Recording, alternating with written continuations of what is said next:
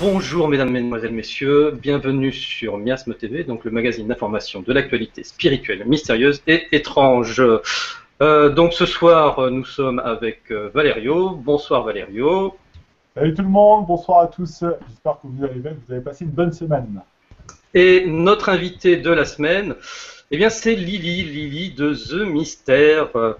Comment vas-tu Lily? Bonsoir, ça va très bien. Bonsoir Antoine, bonsoir Valerio. Alors explique-nous un petit peu The Mystère, qu'est-ce que c'est? Alors The Mystère, c'est une émission de radio qui est diffusée tous les deuxièmes vendredis de chaque mois sur la radio Principatif, 102.4 FM ou sur le web. Et c'est une émission qui traite du paranormal et de l'approche de la parapsychologie. Donc tout ce qui a trait au mystérieux, à l'étrange, tout ça quoi. D'accord. Et donc c'est une radio hébroïcienne. Les hébroïciens, Valerio, ce sont les habitants Hébroïtes. Voilà. Évreux, voyons. Je sais pas. Tu sais, la Normandie, la région que tu adores, dont tu adores te moquer de temps en temps comme ça. Oui, des fois on se fait des guerres de clochers avec Valerio, mais bon. Oui, tu sais, c'est si, Tout le monde le sait en que Alsace. c'est que de pleuvoir, hein, c'est tout. Hein. Non mais si Rouen n'avait pas été élu, c'est Évreux qui aurait été la capitale de la Normandie. Hein. Je tiens à le souligner quand même. Ça aurait été une erreur. Mais bon, enfin, on va pas. On va pas sortir là-dedans. Regarde la Normandie, là-dedans. vous vous battez pour des choses, mais tellement Futile. C'est la On est Normandie, d'accord. quoi. Alors donc, bien vous qui nous regardez le dimanche 27 mars 2016, est-ce que vous avez pensé à avancer vos montres d'une heure? Parce qu'on passe en heure d'été aujourd'hui, bon, même si nous on enregistre le vendredi, je tiens à vous rappeler, remontez votre montre d'une heure, et puis rappelez-vous que l'heure d'été c'est quand même vachement mieux que l'heure d'hiver, et si un jour on pouvait tous se réunir pour dire au gouvernement, ça fait 40 ans, stop, ça suffit, l'heure d'hiver on n'en peut plus. Voilà, c'est mon petit... Je signe. Tu signes toi aussi? Ah oui. Écoute, j'ai vu que 76% des Français, l'heure d'hiver, ça les gonflait et ils aimeraient rester sur l'heure d'été. Voilà. Et l'économie, elle est substantielle, elle correspond à 0,01% d'économie d'énergie. Donc à un moment donné, il faut arrêter, quoi. Est-ce que c'est pas pour nous dérégler aussi? Ah, si, ça entraîne les médecins, effectivement. Non, mais moi j'aime bien le passage à l'heure d'hiver. Hein. Moi perso, je l'aime bien, ça me fait dormir une heure de plus. Au moins une fois dans l'année, je suis content. Ouais, Écoute, si vraiment il n'y a que ça, la semaine prochaine, je t'autorise à dormir une heure de plus. Ah, c'est cool. Tu vois, ça sera ton heure d'hiver à toi. D'accord. Ok. Et tu diras ça à mon employeur? Je dirais, quand j'arriverai une heure en retard au boulot, on m'a autorisé à dormir une heure en plus. Ils sont compréhensifs. Oui, bah oui. Bah oui. Ok. Bon, eh bien, écoutez, on va commencer. Hein. On va lancer donc l'actualité du 28 mars au 3 avril. Donc tout ce qui est programme TV, tout ce qui est l'actualité culturelle, on va dire sur la spiritualité, l'ésotérisme, les conférences ufologiques, quoi, voilà, tout ce qu'il peut y avoir dans le paysage culturel en ce moment. Tout ce que j'aime. Voilà, on va passer faire un petit tour sur les projets participatifs KKBB et aussi montrer le documentaire qu'on a retenu cette semaine. Chaque semaine, on va essayer de présenter un documentaire qui sort au cinéma. Voilà. Et puis, pour commencer, on va activer le site Miasme. Donc, vous pouvez retrouver toute cette actualité chaque semaine sur miasme.com. Et là, je suis en train, parce que j'ai pris un petit peu de retard, forcément, j'aurais dû faire ça avant, me préparer avant. Je suis en train de mettre la page. Bravo. Ouais, je sais, c'est le côté amateuriste hein, qu'on assume. On essaye juste d'être même pas des semi-pros, allez, des quarts de pro, ça sera déjà pas mal si on y arrive. Voilà, alors, donc sur miasme.com, petite description du site pour ceux qui qui ne le connaissent pas encore. Vous allez retrouver donc cette actualité qui est mise à jour bien, quotidiennement, avec en haut une partie onglet. Vous allez pouvoir retrouver la news qui a été sélectionnée sur la journée. On essaie de faire le tri sur toutes les news et on essaie de vous retenir celles vraiment qui nous semblent le plus importantes à prendre connaissance. Ensuite, vous avez l'onglet agenda qui vous permet donc de connaître sur le futur tout ce qui a été posté par les diverses associations et organismes, le programme télé, la presse, les projets participatifs et le documentaire. Voilà. On vous expliquera tout ça au fur et à mesure. Donc vous pouvez naviguer à travers les onglets ou en cliquant aussi sur les liens qui sont sur la page de mise à jour quotidienne. Donc on va passer directement aux news. Et eh bien, on va faire honneur aux dames, hein, vu que tu es notre invité. De toute manière, tu aurais été un homme, on t'aurait aussi fait honneur, hein, parce qu'on fait honneur à l'invité. Allez Lily, quelle est l'actualité qui t'a marqué, on va dire, cette semaine? Alors, l'actualité, on va rentrer dans le vif du sujet, hein. Moi, ça va être l'article de Nadine Alboudert. Donc la source qui est sur Miasme, c'est braisinfo.com, hein. Donc pour resituer un petit peu la personne quand même, parce qu'il faut le savoir, cette femme-là qui en plus est très belle, hein, faut le dire, c'est une journaliste saoudienne et une activiste des droits des femmes. Alors, je fais une petite aparté par rapport à la première de vos émissions, puisque c'était la journée de la femme, soi-disant en fait, et que Valerio, hein, je t'ai écouté. Moi, j'ai dit ça? Moi, j'ai pas dit ça, ces émissions n'ont jamais existé. La journée de la femme, c'est pas. C'était la journée des droits de la femme, et sans cette journée, on ne pourrait pas mettre un point d'honneur on va dire, à célébrer nos libertés et nos droits fondamentaux, ce que toutes n'ont pas l'honneur d'avoir, hélas, et surtout dans certains pays. Et donc, cette journaliste saoudienne est très active de ce côté-là. Mais ça, c'était voilà, une petite aparté. Faut pas comprendre. Tu as raison de le dire, parce qu'on ne se rend pas compte de la chance que l'on a, nous, dans les pays occidentaux, de pouvoir, déjà même à titre, on va dire, masculin, hein, pouvoir s'exprimer. Je rappelle qu'en Arabie Saoudite, il y a un blogueur qui a quand même eu en condamnation plus de 1000 coups de fouet, ouais. Parce qu'il avait dit sur son blog qu'il était athée. Voilà, c'est pas un droit d'être athée en Arabie Saoudite. Et effectivement, il y a beaucoup de pays, et pas que des pays musulmans, hein, je tiens à le préciser, où le droit des femmes n'est pas encore à son apogée. Et même, je dirais même plus vicieusement, dans beaucoup de pays occidentaux, il est peut-être pas encore abouti, ce droit des femmes. Et c'est peut-être d'ailleurs pour ça qu'il y a cette journée qui avait été faite il y a 2 semaines. C'est pas la journée de la femme. On n'a pas le droit de dormir, de pas faire les courses, de pas faire les lessives, de pas s'occuper de nos enfants. C'est juste être reconnaissante du droit de pouvoir ouvrir sa bouche quand on a envie de l'ouvrir, et de reconnaître quand même que nos grands-mères se sont battues pour ces droits. Et voilà, c'était juste ce petit point-là parce que ça m'avait un peu piqué. Hein. Bon, après, vous avez le droit de faire ce que tu as dit. Hein, ça, on va pas. Quoi. Si vous le voulez, ce droit-là, vous pouvez le garder. Hein. Mais voilà, ça, il n'y a pas besoin de journée spéciale. Donc bon, on revient un petit peu au sujet. Donc comme je disais, c'est une journaliste qui vit au Qatar. Donc en plus, c'est pas un pays où forcément la femme a une totale liberté. Et elle a écrit en décembre 2015 un article dans le quotidien koweïtien Al Rai, donc qui a été retranscrit et traduit du magazine Focus. Et donc c'est un article qui fait polémique et que je trouve très courageux, en fait, dans lequel elle demande quand même de s'imaginer vivre les rôles inverses, c'est-à-dire, voilà, ça on verra ensuite l'article. Moi, ce qui me plaît dans cet article, en fait, c'est qu'elle met le doigt sur la responsabilité des pays arabes qui pratiquent et qui appliquent la charia. Est-ce que vous savez ce que c'est que la charia? Alors, oui, on va dire, mais comme tu as potassé ton sujet, je préfère que tu le réexpliques très clairement. La charia, c'est une sorte de code éthico-moral. C'est un ensemble de lois, en fait, dans l'islam. C'est ce qui régit, en fait, un peu la vie du musulman. Voilà.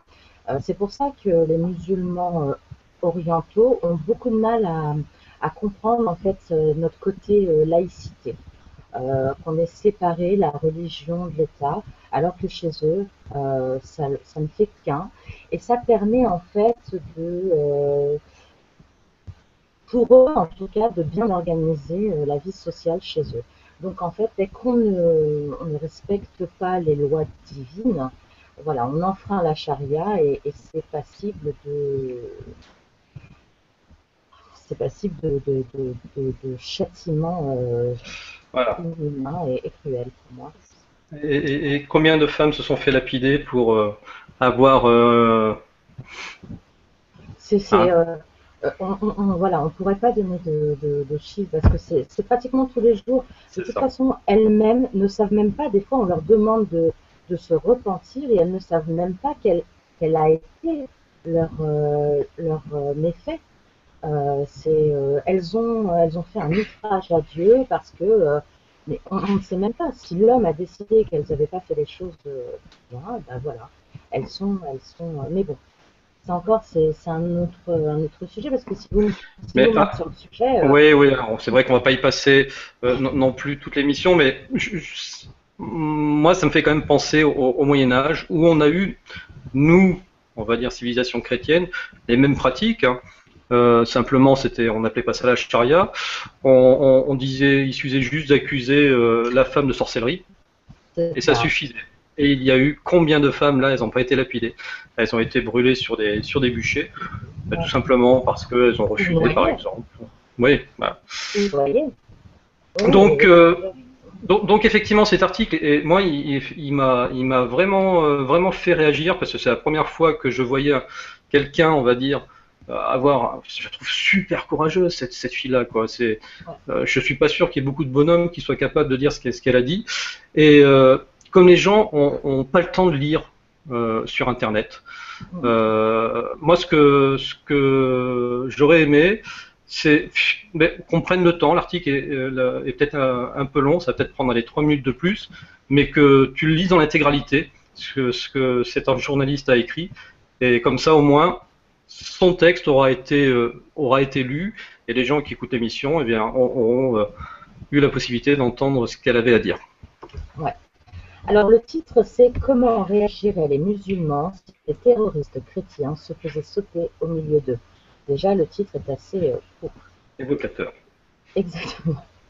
Imaginez un jeune occidental venant ici se faire sauter au milieu d'une de nos places publiques au nom du christianisme.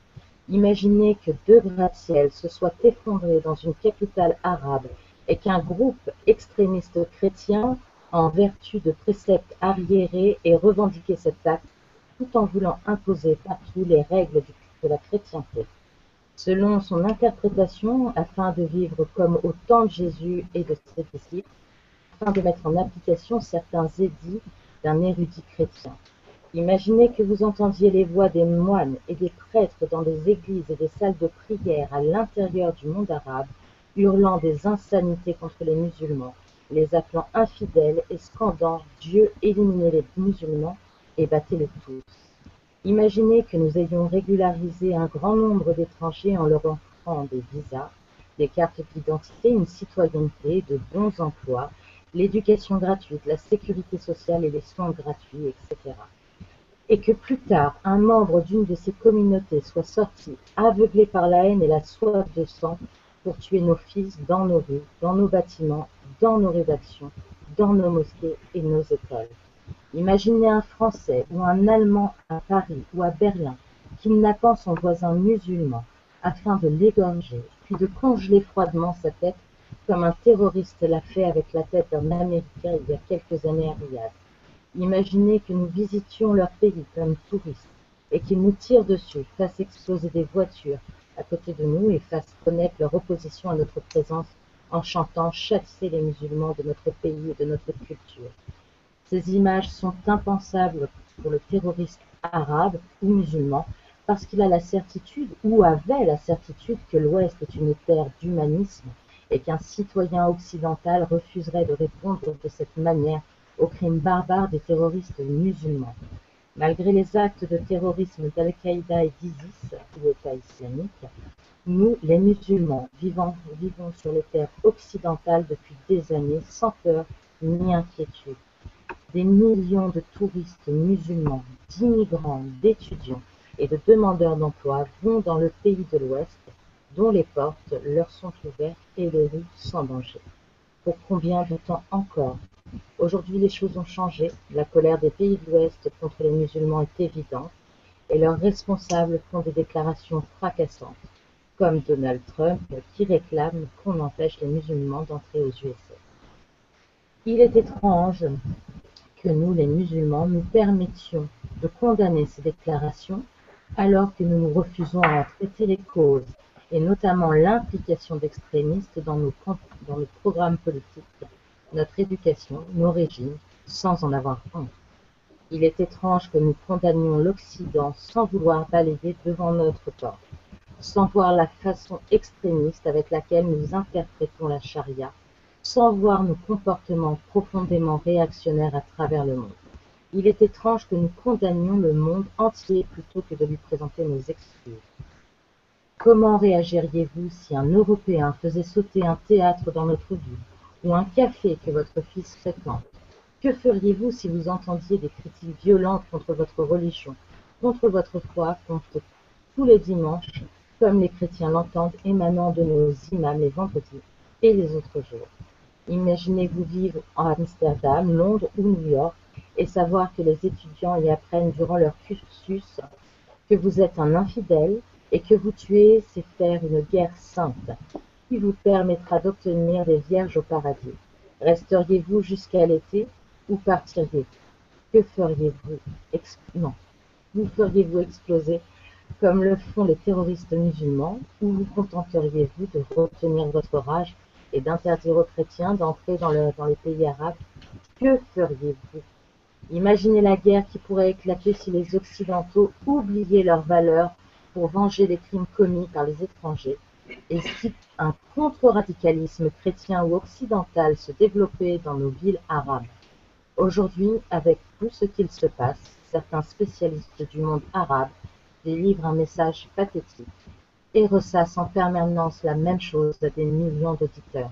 Ces musulmans qui ont commis des actes terroristes ne représentent pas l'islam, mais seulement eux-mêmes. C'est la seule chose que nous sachions faire, nous dédouaner de toute culpabilité. Nadine Al-Houbar. Voilà. Voilà, moi j'ai envie d'applaudir. Hein, Mais j'ai quand même une question. Oui. Pourquoi cet article ne nous parvient que maintenant? C'est Eh un bien, article de décembre 2015. eh bien, tu veux que je te dise, la vraie question, c'est pourquoi cet article n'a été, en tout cas, relayé que par braiseinfo.com et pas par toutes les chaînes de France.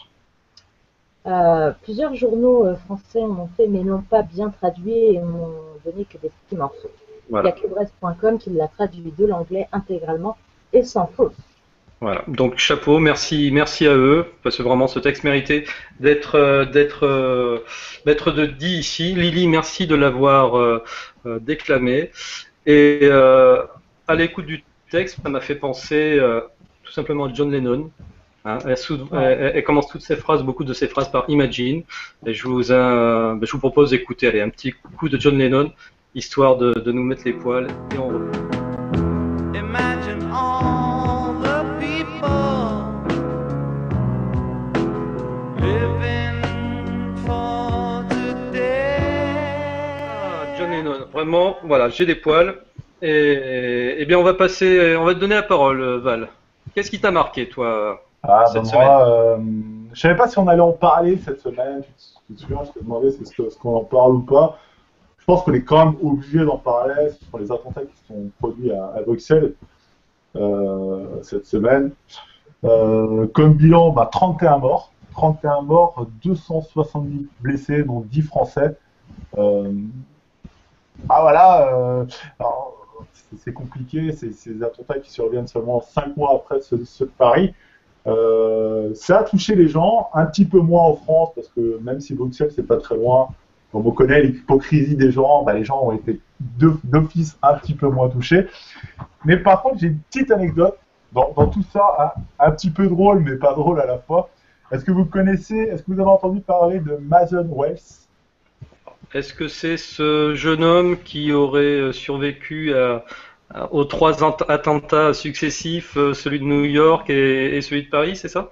C'est ça, exactement. 19 ans. Le gars a 19 ans. Il était présent au marathon de Boston en 2013. Il était présent à Paris en novembre dernier. Alors, Et il était présent à Bruxelles pendant les attentats. alors, à Bruxelles, il a été touché, parce qu'il était à Ouais. l'hôpital, hein. Oui, oui, il Par a contre- le visage brûlé. Je ne sais pas s'il n'y a pas quand même un tout petit effet de buzz, dans le sens où il était peut-être présent effectivement pendant le marathon, mais est-ce qu'il était à côté de l'explosion? Je ne suis pas sûr. Il était présent aussi à Paris, mais est-ce qu'il était proche ou au Bataclan? Je ne suis vraiment pas sûr du tout. Mais Dans effectivement, tous les cas, il faut quand même pas avoir de bol, quoi. Il est quand même clair. là, dans la bonne ville. Ah ouais, je suis sûre que... Mais je suis pas sûre non plus parce que selon donc les infos que j'ai pu lire, il est mormon.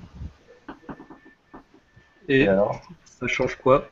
Les mormons, c'est un petit peu spécial et généralement, c'est pas eux que tu vas trouver dans un concert de métal ou.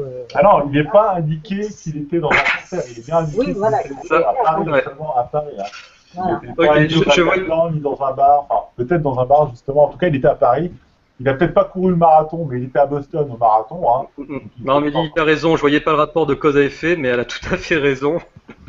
On va pas avoir les Mormons dans un concert de death Ah metal, oui, c'est mais sûr. personne ne dit qu'il était au concert même. Et je Attention. suis Voilà. pas sûr qu'il soit non plus, installé au comptoir des bars, des Mormons. Mais voilà, je pense qu'il Dans tous les Alors, cas, il était à Paris. Et, il était à Paris. Voilà. Le mec était à Oui. Paris au moment des attentats. Il était à Boston au marathon. Il a fait une grosse prière à ses parents, quoi. Dans tous les cas. Et Dans là, tous les cas- là, il a été carrément touché puisqu'il est quand même brûlé au visage. Hein. C'est Alors, ça. sa vie, C'est ce que elle j'allais part en dire, feu, mais bon, il est quand même blessé. Est-ce qu'on peut appeler pour moi, c'est le mec a pas de chance. Parce que même s'il sort vivant, le mec a pas de bol, quoi. Puis on dit jamais 203, hein. Putain. Mais il les a eu les trois, le troisième. Mais le mec, enfin, moi, je trouve que le gars, enfin, je sais pas comment il. Franchement, ce gars-là, il faudrait l'interviewer. Ce mec-là, il faudrait l'interviewer. Alors, à mon avis, il va être interviewé par toutes les télés du monde suite à ça. Ah, mais obligé. Il Ils vont faudrait. peut-être faire un film. Hein. Qu'est-ce qu'il a fait de ses journées, pourquoi il était là, comment il se sent. Enfin, il y a trop de questions parce que le gars, d'à côté, il a de la chance de rester en vie. Hein. Mais il a Ouais. tellement pas de bol. Bon, on a Voilà. une pensée pour lui. On lui souhaite, comme on dirait communément, un prompt rétablissement.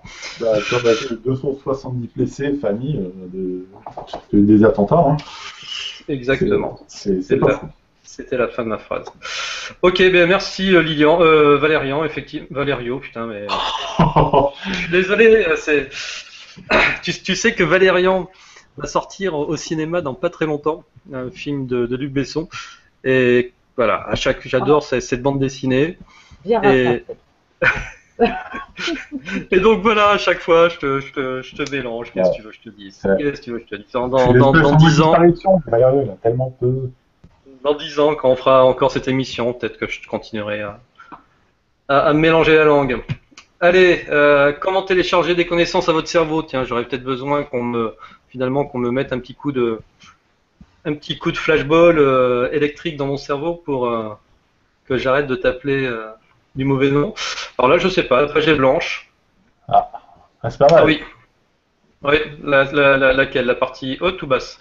C'est la partie basse qui nous intéresse. Comment télécharger des connaissances à votre cerveau? Alors les scientifiques en fait ont découvert que le cerveau était malléable, et ça on le sait depuis très longtemps. Ils appellent ça la plasticité du cerveau, et en définitive quand on apprend quelque chose, le cerveau change de physionomie. Et ils ont remarqué que ce changement de physionomie, il pouvait être reproduit ou en tout cas comment dire, je retrouve plus l'expression, bon, on va dire reproduit, ça sera plus simple, par des signaux, des impulsions électriques. Et donc, ce qu'ils ont fait, ils ont, là, comme on peut le voir sur l'image, là, ils ont mis des capteurs sur la tête d'un pilote d'avion. Ils ont filmé toute sa période d'apprentissage. Donc, ils en ont récupéré, on va dire, les impulsions électriques, etc. Et ensuite, ils ont renvoyé ce système d'impulsion électrique sur deux échantillons de population, un échantillon placebo, bien entendu, et un échantillon de personnes qui ont eu ces impulsions. Et tous étaient des apprentis pilotes, c'est-à-dire c'était des pilotes qui commençaient leur apprentissage. Et on s'est aperçu, grâce à cette expérience, que les personnes qui avaient reçu les signaux électriques du pilote chevronné on va dire, ont acquis une expérience, une compétence dans le pilotage d'avion 30% plus rapidement que ceux qui n'avaient eu que l'échantillon, que les impulsions placebo. Voilà. Donc, les scientifiques se disent qu'il y a peut-être une corrélation entre ça. C'est un petit peu aussi ce qu'on voit dans le film Matrix, hein, quand Nemo se fait télécharger, c'est le rêve de tout le monde, là, se fait télécharger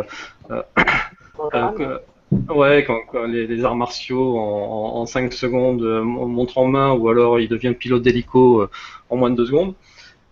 C'est de la science-fiction dans Matrix, ça commence à devenir de l'anticipation chez nous, donc on en est au tout début, et moi je pense que d'ici moins de 50 ans, on va commencer à implanter des puces à la base du cortex cérébral des gens, et puis on va leur uploader comme ça, tiens, je pars en Russie en vacances, hop, comment parler russe en 3 mégaoctets, voilà, on va vous apprendre en fait votre connaissance, on va finir par l'acquérir tout simplement par un biais de téléchargement informatique. Alors, qu'est-ce que vous en pensez de cette invention? Mais ça, c'est une vieille théorie qui existe depuis longtemps, le fait de pouvoir intégrer des connaissances dans le cerveau, parce que tu parlais de Matrix, moi je vais te parler de Stargate, c'est une série qui a été créée que sur des théories. Je vous invite à chercher un documentaire là-dessus. Pareil, hein, tu as le sergent Jack O'Neill, l'ancien... Colonel, excuse-moi, colonel. Le général Jack O'Neill, déjà. Richard Dean Anderson, anciennement MacGyver, qui à plusieurs reprises dans la série se fait intégrer. Alors là, c'est intéressant parce que tu vois, il se fait intégrer tout le savoir des anciens et il a tellement de savoir qu'en fait son cerveau ne gère pas trop de connaissances et il finit par presque mourir. Après, on lui enlève justement cette connaissance pour pas qu'il meure, mais il y a presque trop en fait. Alors, ce serait intéressant de voir à peu près comment ça marche exactement. Mais c'est vrai que c'est une théorie qui sera intéressante. Après, est-ce que toi, demain, tu aimerais qu'on t'intègre des connaissances comme ça? Moi, ça fait un peu peur, quoi. Multilangue, oui. Honnêtement, si on pouvait me mettre voilà, l'anglais, etc. Ouais. Après, en fait, des connaissances pratiques, oui, écoute... Et moi, je pense qu'il y aura quand même des limites de cerveau, parce que tu imagines un gamin de 10 ans, le gamin de 10 ans, il parle 30 ans, il connaît toute l'histoire du monde... Il connaît tout sur la physique, la chimie, le truc. À un moment donné, ton cerveau est limité quand même. Ouais, mais ça sera de la mémoire flash.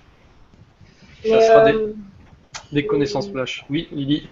Le cerveau a un réel potentiel, qu'il soit conscient ou inconscient, qui est quand même énorme. Je crois, et si je ne dis pas de bêtises, consciemment, ton cerveau peut enregistrer 4000 informations secondes. Et quand c'est inconsciemment, c'est peut-être 10 fois plus, si je ne dis pas de bêtises. Après, les enfants, ils ont une capacité, ils sont tellement malléables que c'est quand ils sont petits qu'ils apprennent le mieux et que les informations se rangent le mieux. Nous, en vieillissant, on a des cellules qui pètent et on a des cases en moins, donc forcément, il y a moins de place. Donc, mais on a les mêmes références, les mêmes documentaires avec Valério, c'est bien. Mais par contre, ouais, moi, je suis assez partagée parce que d'un côté, on a plus. C'est quand même important de faire l'expérience de l'apprentissage de quelque chose. De par les erreurs, ça nous forme, parce qu'il y a des choses quand on apprend une langue, quand on apprend, on a plus d'affinité pour quelque chose que pour autre chose. Moi, ça me dérange un petit peu parce qu'après, on peut te mettre n'importe quoi dans la tête, en fait. Alors là, après, effectivement, c'est le risque. Hein. Voilà. Dès que tu laisses une voie ouverte, Alors, imagine avec les terroristes qui apprennent à faire leurs bombes et à piloter des avions, alors là, c'est facile. ah, mais ça fait des super soldats. Hein. Ah, oui, voilà, Bien c'est sûr. ça qui fait peur aussi. Hein. C'est les super soldats, hein. Mais ça, c'est un projet aussi. Hein.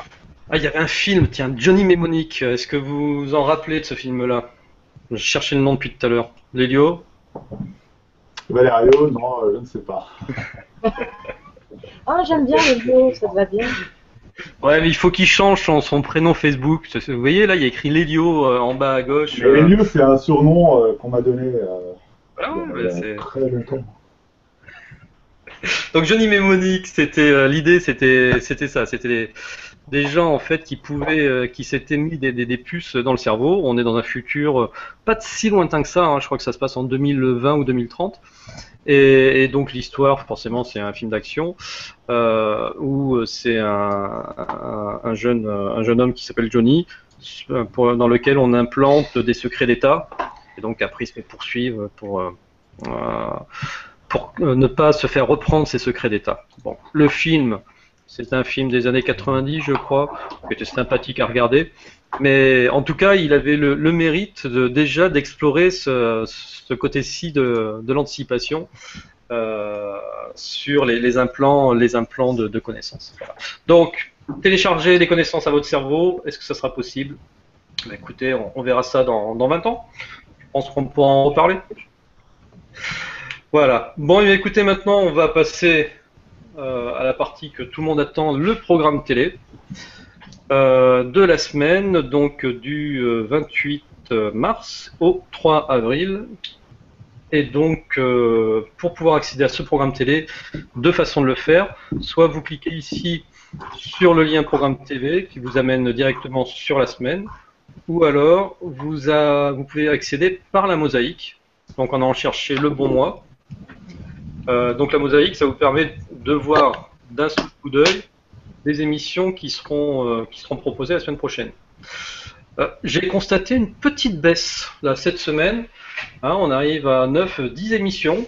C'est pas beaucoup. La semaine dernière, à la même heure, je crois qu'on en avait 2 fois plus.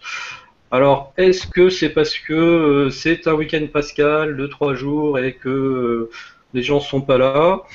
Bon, d'un autre côté, on a Lumière sur les mystères de l'univers hein, qui s'est arrêté la semaine dernière avec une très bonne émission sur Umberto Molinaro. Et Nora lance, si vous n'avez pas l'information, allez, je fais un petit scoop. J'espère qu'elle va pas m'en vouloir. Hein. Et j'espère surtout pas me tromper de date. Elle lance l'ouverture de Nurea TV le 11 avril. Alors, petite parenthèse, si vous cliquez ici, ça vous amène sur la liste de tous les programmes qui ont été postés depuis le début de miasme.tv. Et vous pouvez retrouver ici par thème toutes les chaînes télé. Donc si vous voulez retrouver les anciennes émissions de Nora lorsqu'elle était par exemple sur LGC2 TV, il suffit de cliquer sur LGC2 et vous retrouvez donc toutes les émissions qu'elle a faites. Alors là il y a écrit annulé forcément parce que c'était les toutes dernières avant qu'elle change de chaîne. Et elle a déjà posté Nora, parce qu'au moins avec Nora, elle voit loin. Elle a déjà posté les émissions qu'elle a prévues jusqu'au 26 mai. D'ailleurs, le 26 mai, c'est Elisabeth de Canini. Voilà. Donc, je vous invite à naviguer là-dedans. Vous allez retrouver déjà tout le programme de Nora, mais elle n'est pas la seule à mettre son programme à l'avance. Il y a CTM TV aussi qui le fait. Voilà. Donc, pour revenir à notre mosaïque, eh bien, lundi 28 mars à 19h30, on va avoir une introduction à la cohérence avec Sae Sibo. Donc c'est sur la chaîne de Claire Thomas, CTVM TV. Lily. Oui. Ah bah tiens Lily, excuse-moi, j'avais laissé bloquer l'image sur toi depuis tout à l'heure. Ah. Je voulais faire ça à la base. Alors, c'est pas désagréable, hein. Mais du coup les gens ont dû voir en tout petit ce que j'étais en train de décrire, c'est dommage. Excusez-moi. Ce sera Lily. coupé au montage. Ça ne sera pas du tout coupé au montage, ça, malheureusement. Introduction à la cohérence de Saïd Sibo, est-ce que c'est un thème qui te parle, ça? Oui, oui, oui, tout à fait, parce que c'est une, alors on va dire que ça va être, c'est pas une nouvelle méthode, mais c'est en train de faire émergence. Donc, Sae Sibo, c'est une coach SAN. Alors, je sais pas si je le prononce bien. Et est-ce que vous savez ce que c'est que SAN? Système d'alignement neuro-émotionnel. Ouh, Qui bien. consiste à associer le corps, le mental et le subconscient pour rétablir un bon équilibre. Alors, Je bossais, moi. Je Alors bossais là, sur cette là. émission. Et Excusez-moi. pataté, et pataté. Non, mais ouais, voilà. Donc, je pense que c'est. Alors, attends, que je me remette bien sur mon truc quand même. Moi, perso, je vais aller voir déjà. Parce que, voilà, c'est comment être cohérent avec soi-même. C'est vrai que des fois, on a un petit peu du mal. Hein, un jour, on dit. Enfin, une heure, on va dire blanc, l'autre heure, on va dire noir. Bon. Elle va proposer comment mieux définir ses valeurs et avancer avec sérénité. Il faut qu'on apprenne à se recentrer. Et comment faire en sorte que nos pensées et nos actes soient cohérents. Voilà. Parce qu'on dit toujours, fais ce que je dis, pas ce que je fais. Ce serait bien que on fasse ce qu'on dit. Ok, Ouais, donc je pense que c'est écouter un peu son corps, quoi. Quand ton corps te dit non, bah, ne surtout pas aller contre. Hein. Ça en fait partie. Exactement. Quand on a un torticolis, ça veut bien dire quelque chose. Quand on a mal à un genou, ça veut bien dire autre chose. Donc, le corps réagit et donne ses indications. On a souvent du mal à l'écouter. Hein. Maintenant, la médiumnité là-dedans, je ne vois pas trop, en fait. On verra bien. on verra pour ceux voilà, qui seront branchés sur CTVM TV à 19h30. Donc ça, j'aime pas trop les émissions qui commencent à 19h30. C'est peut-être mon côté franchouillard, vieille France. Je dîne à 19h30. Donc du coup, on loupe le début, c'est dommage. Oui, C'est surtout qu'on passe en heure d'été, donc 19h30, on mange pas du tout, quoi. c'est ça. Ok. Allez, au suivant. Eh bien, c'était la seule émission du lundi. Voilà. Donc c'est vrai que là cette semaine il n'y a pas d'émission. J'ai pas vu d'émission par Meta TV qui souvent a ses émissions le lundi. Bon. Il n'y a pas de 15h30. Il n'y a pas d'émission pour ceux qui ne travaillent pas, c'est dommage. Et c'est vrai que Salamande TV, j'en ai pas recensé, ou alors c'est moi qui ai loupé la chose. En tout cas, je mets à jour quotidiennement toutes les émissions. Donc là, si vous les voyez pas à l'écran, vous inquiétez pas, connectez-vous sur la page et vous aurez les nouveautés tous les jours. Alors, ah bien là, ça c'est notre amie Lorena Dia qui va faire cette émission-là mardi prochain à 21h. C'est une italienne, Lorena Dia, donc 21h, et c'est mieux pour elle. Et donc Lorena Dia qu'on retrouvera la semaine prochaine à ta place, Lydie. Et donc elle invite Yves Grélet pour l'émergence d'une nouvelle société solidaire. Et je te coupe, je trouve pas que ce monsieur-là, sans les lunettes, il a un petit air de Margaret. Ah oui. Franchement. Non? Sans les lunettes? Enlève les lunettes. Ah, peut-être le haut. Ils viennent peut-être de la même planète. C'est possible. Je sais plus de quel coin il est, Marc. Il me l'a dit. Moi, je crois qu'il Après, il y a est bien. à Sirius. Hein. Ouais, c'est ça, quelque chose comme ça. Alors, Yves Grélet, eh bien, je ne connaissais pas ce monsieur. Co-fondateur en tout cas, de Classic Corp. Ouais, eh bien, je ne connais pas non plus sa société. Non, mais ce qu'il dit après, c'est intéressant. Il met maintenant ses talents au service des autres avec un autre modèle économique en accord avec les valeurs défendues, exemplarité, confiance et partage. Ça a l'air intéressant.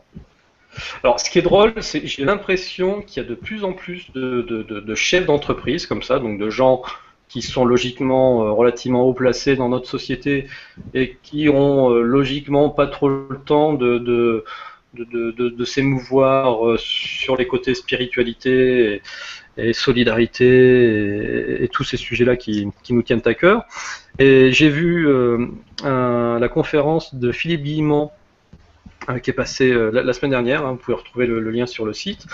Et pendant cette conférence, il a invité Olivier Ricard, qui est quand même un chef d'entreprise, je me demande même s'il n'est pas coté en bourse, et qui d'ailleurs collabore avec Philippe Guillemont, il parie sur Philippe par rapport à ses capacités de pouvoir prévoir des synchronicités, ce qui est pas rien.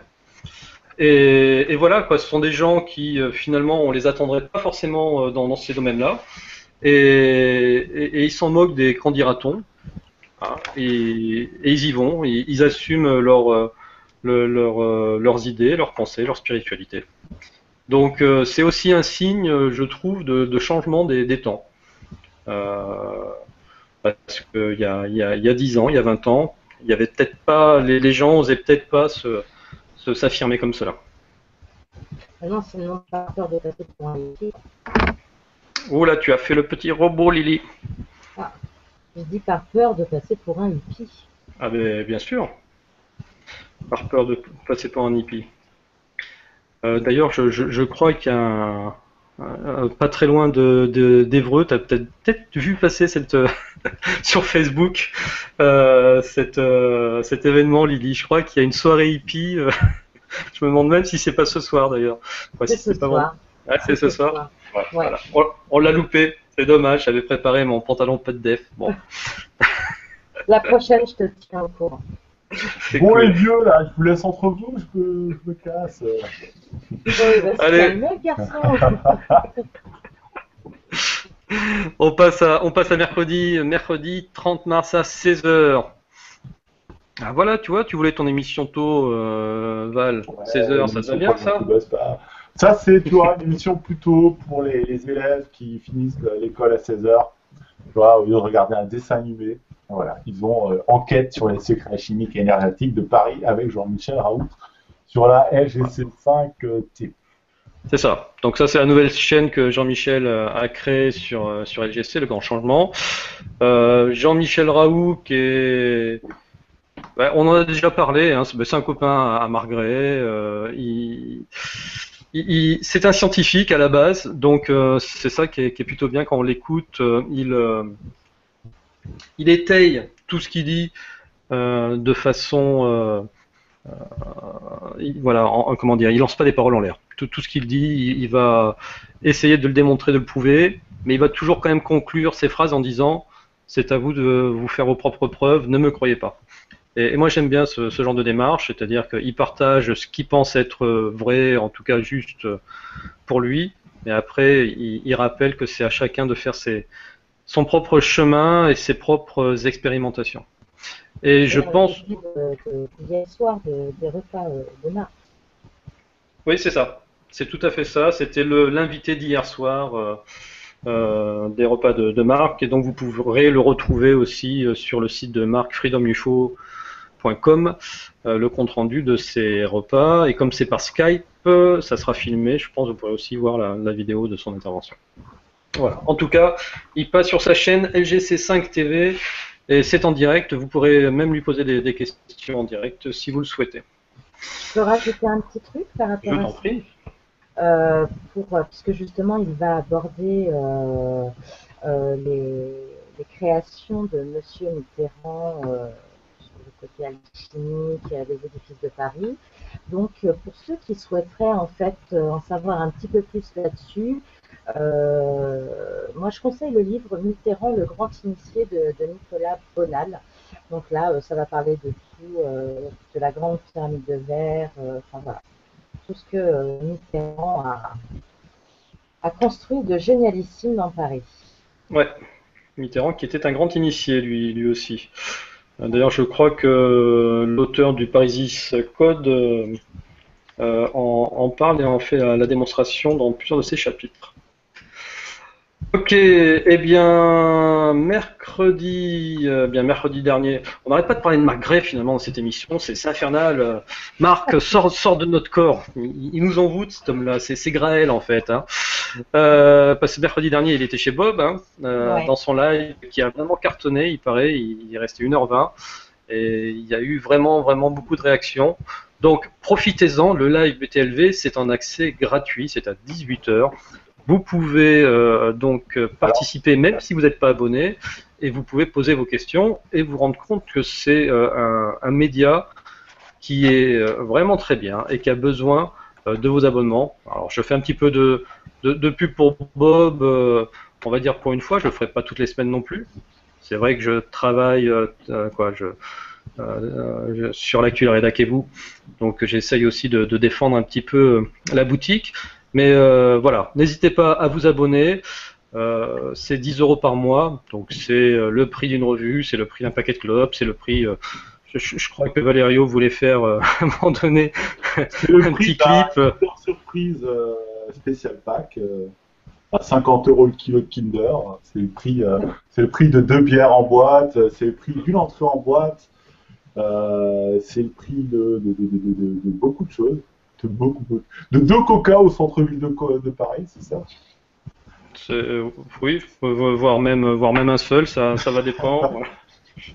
C'est peut-être, et c'est même moins cher que le prix du dernier menu McDo qu'ils ont inventé. Hein. C'est moins cher, imaginez-vous, c'est moins cher qu'un menu McDo. Eh, attends, Arrêtez vos pubs là pour tous des marques. mais voilà, quelle marque? Quelle marque. Alors, donc voilà, c'était donc le live BTLV à 18h. Mercredi, on Alors a attends, juste, moi je Oui. mets une petite pièce sur Jean-Michel Raoult sans l'invité. sur BTLV. Ouais. Ah, bien écoute, tu mets combien? Ça m'intéresse parce que je pense que je vais la gagner la pièce là. C'est vrai. T'as des sources? Oh, j'ai pas de source. Mais après, mets la pièce là, devant Je mets la témoin. pièce. C'est bien. Je mets la pièce. Euh, Attends. Je mets la pièce, elle est là. J'ai pas grand chose. Et il y avait une pièce. J'ai fait une pièce. Les 3 autres, elles se sont barrées sous mon lit. Hein. Bon, bah voilà, Oh, mon Dieu. je mets la pièce. Et vous voyez la tirelire d'ado qu'il a. Non, mais ça me sert, tu vois, à récupérer toute la monnaie qui sert à rien. Et peut-être qu'un jour, il y a un économiste qui va se dire, putain, mais les gens, ils font quoi de leurs 1 ou 2 centimes? Vous vous rendez pas compte des milliards de thunes qui restent dans les tiroirs si tu rigoles tous les 1 ou 2 centimes? Enfin bref, Écoute, il voilà. y a sûrement des économistes qui ont dû y penser. J'ai cru voir une pub chez Leclerc il y a pas longtemps où ils proposent de ramener toutes les pièces de 1 et 2 centimes et ils vous font un bon d'achat, une carte bon d'achat avec. Donc c'est bizarre, il y a peut-être effectivement quelque chose derrière qui va intéresser les économistes à virer ces petites pièces. Ouais.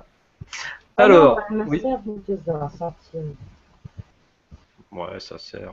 Quand je mets l'essence, j'arrive jamais à faire pile poil, j'ai toujours un centime. Si j'avais pas cette petite piécette, Mais tu sais, si tous les prix étaient ronds. ne parlons pas d'économie. Ok. L'Extra Lab, InRest TV, donc c'est, je crois, la seule chaîne avec abonnement que l'on recense. Là, si vous voulez voir les émissions de l'InRest TV avec Stéphane Alix, eh bien là, il va vous falloir prendre un abonnement. Voilà. Valérie, est-ce que tu as regardé un petit peu de quoi ça parle cette semaine? De l'Estralab, explorer l'Extra les Lab. états modifiés de conscience. Oui. Celui-là, non, j'ai regardé plutôt ce que c'était le Pachamama. Pachamama?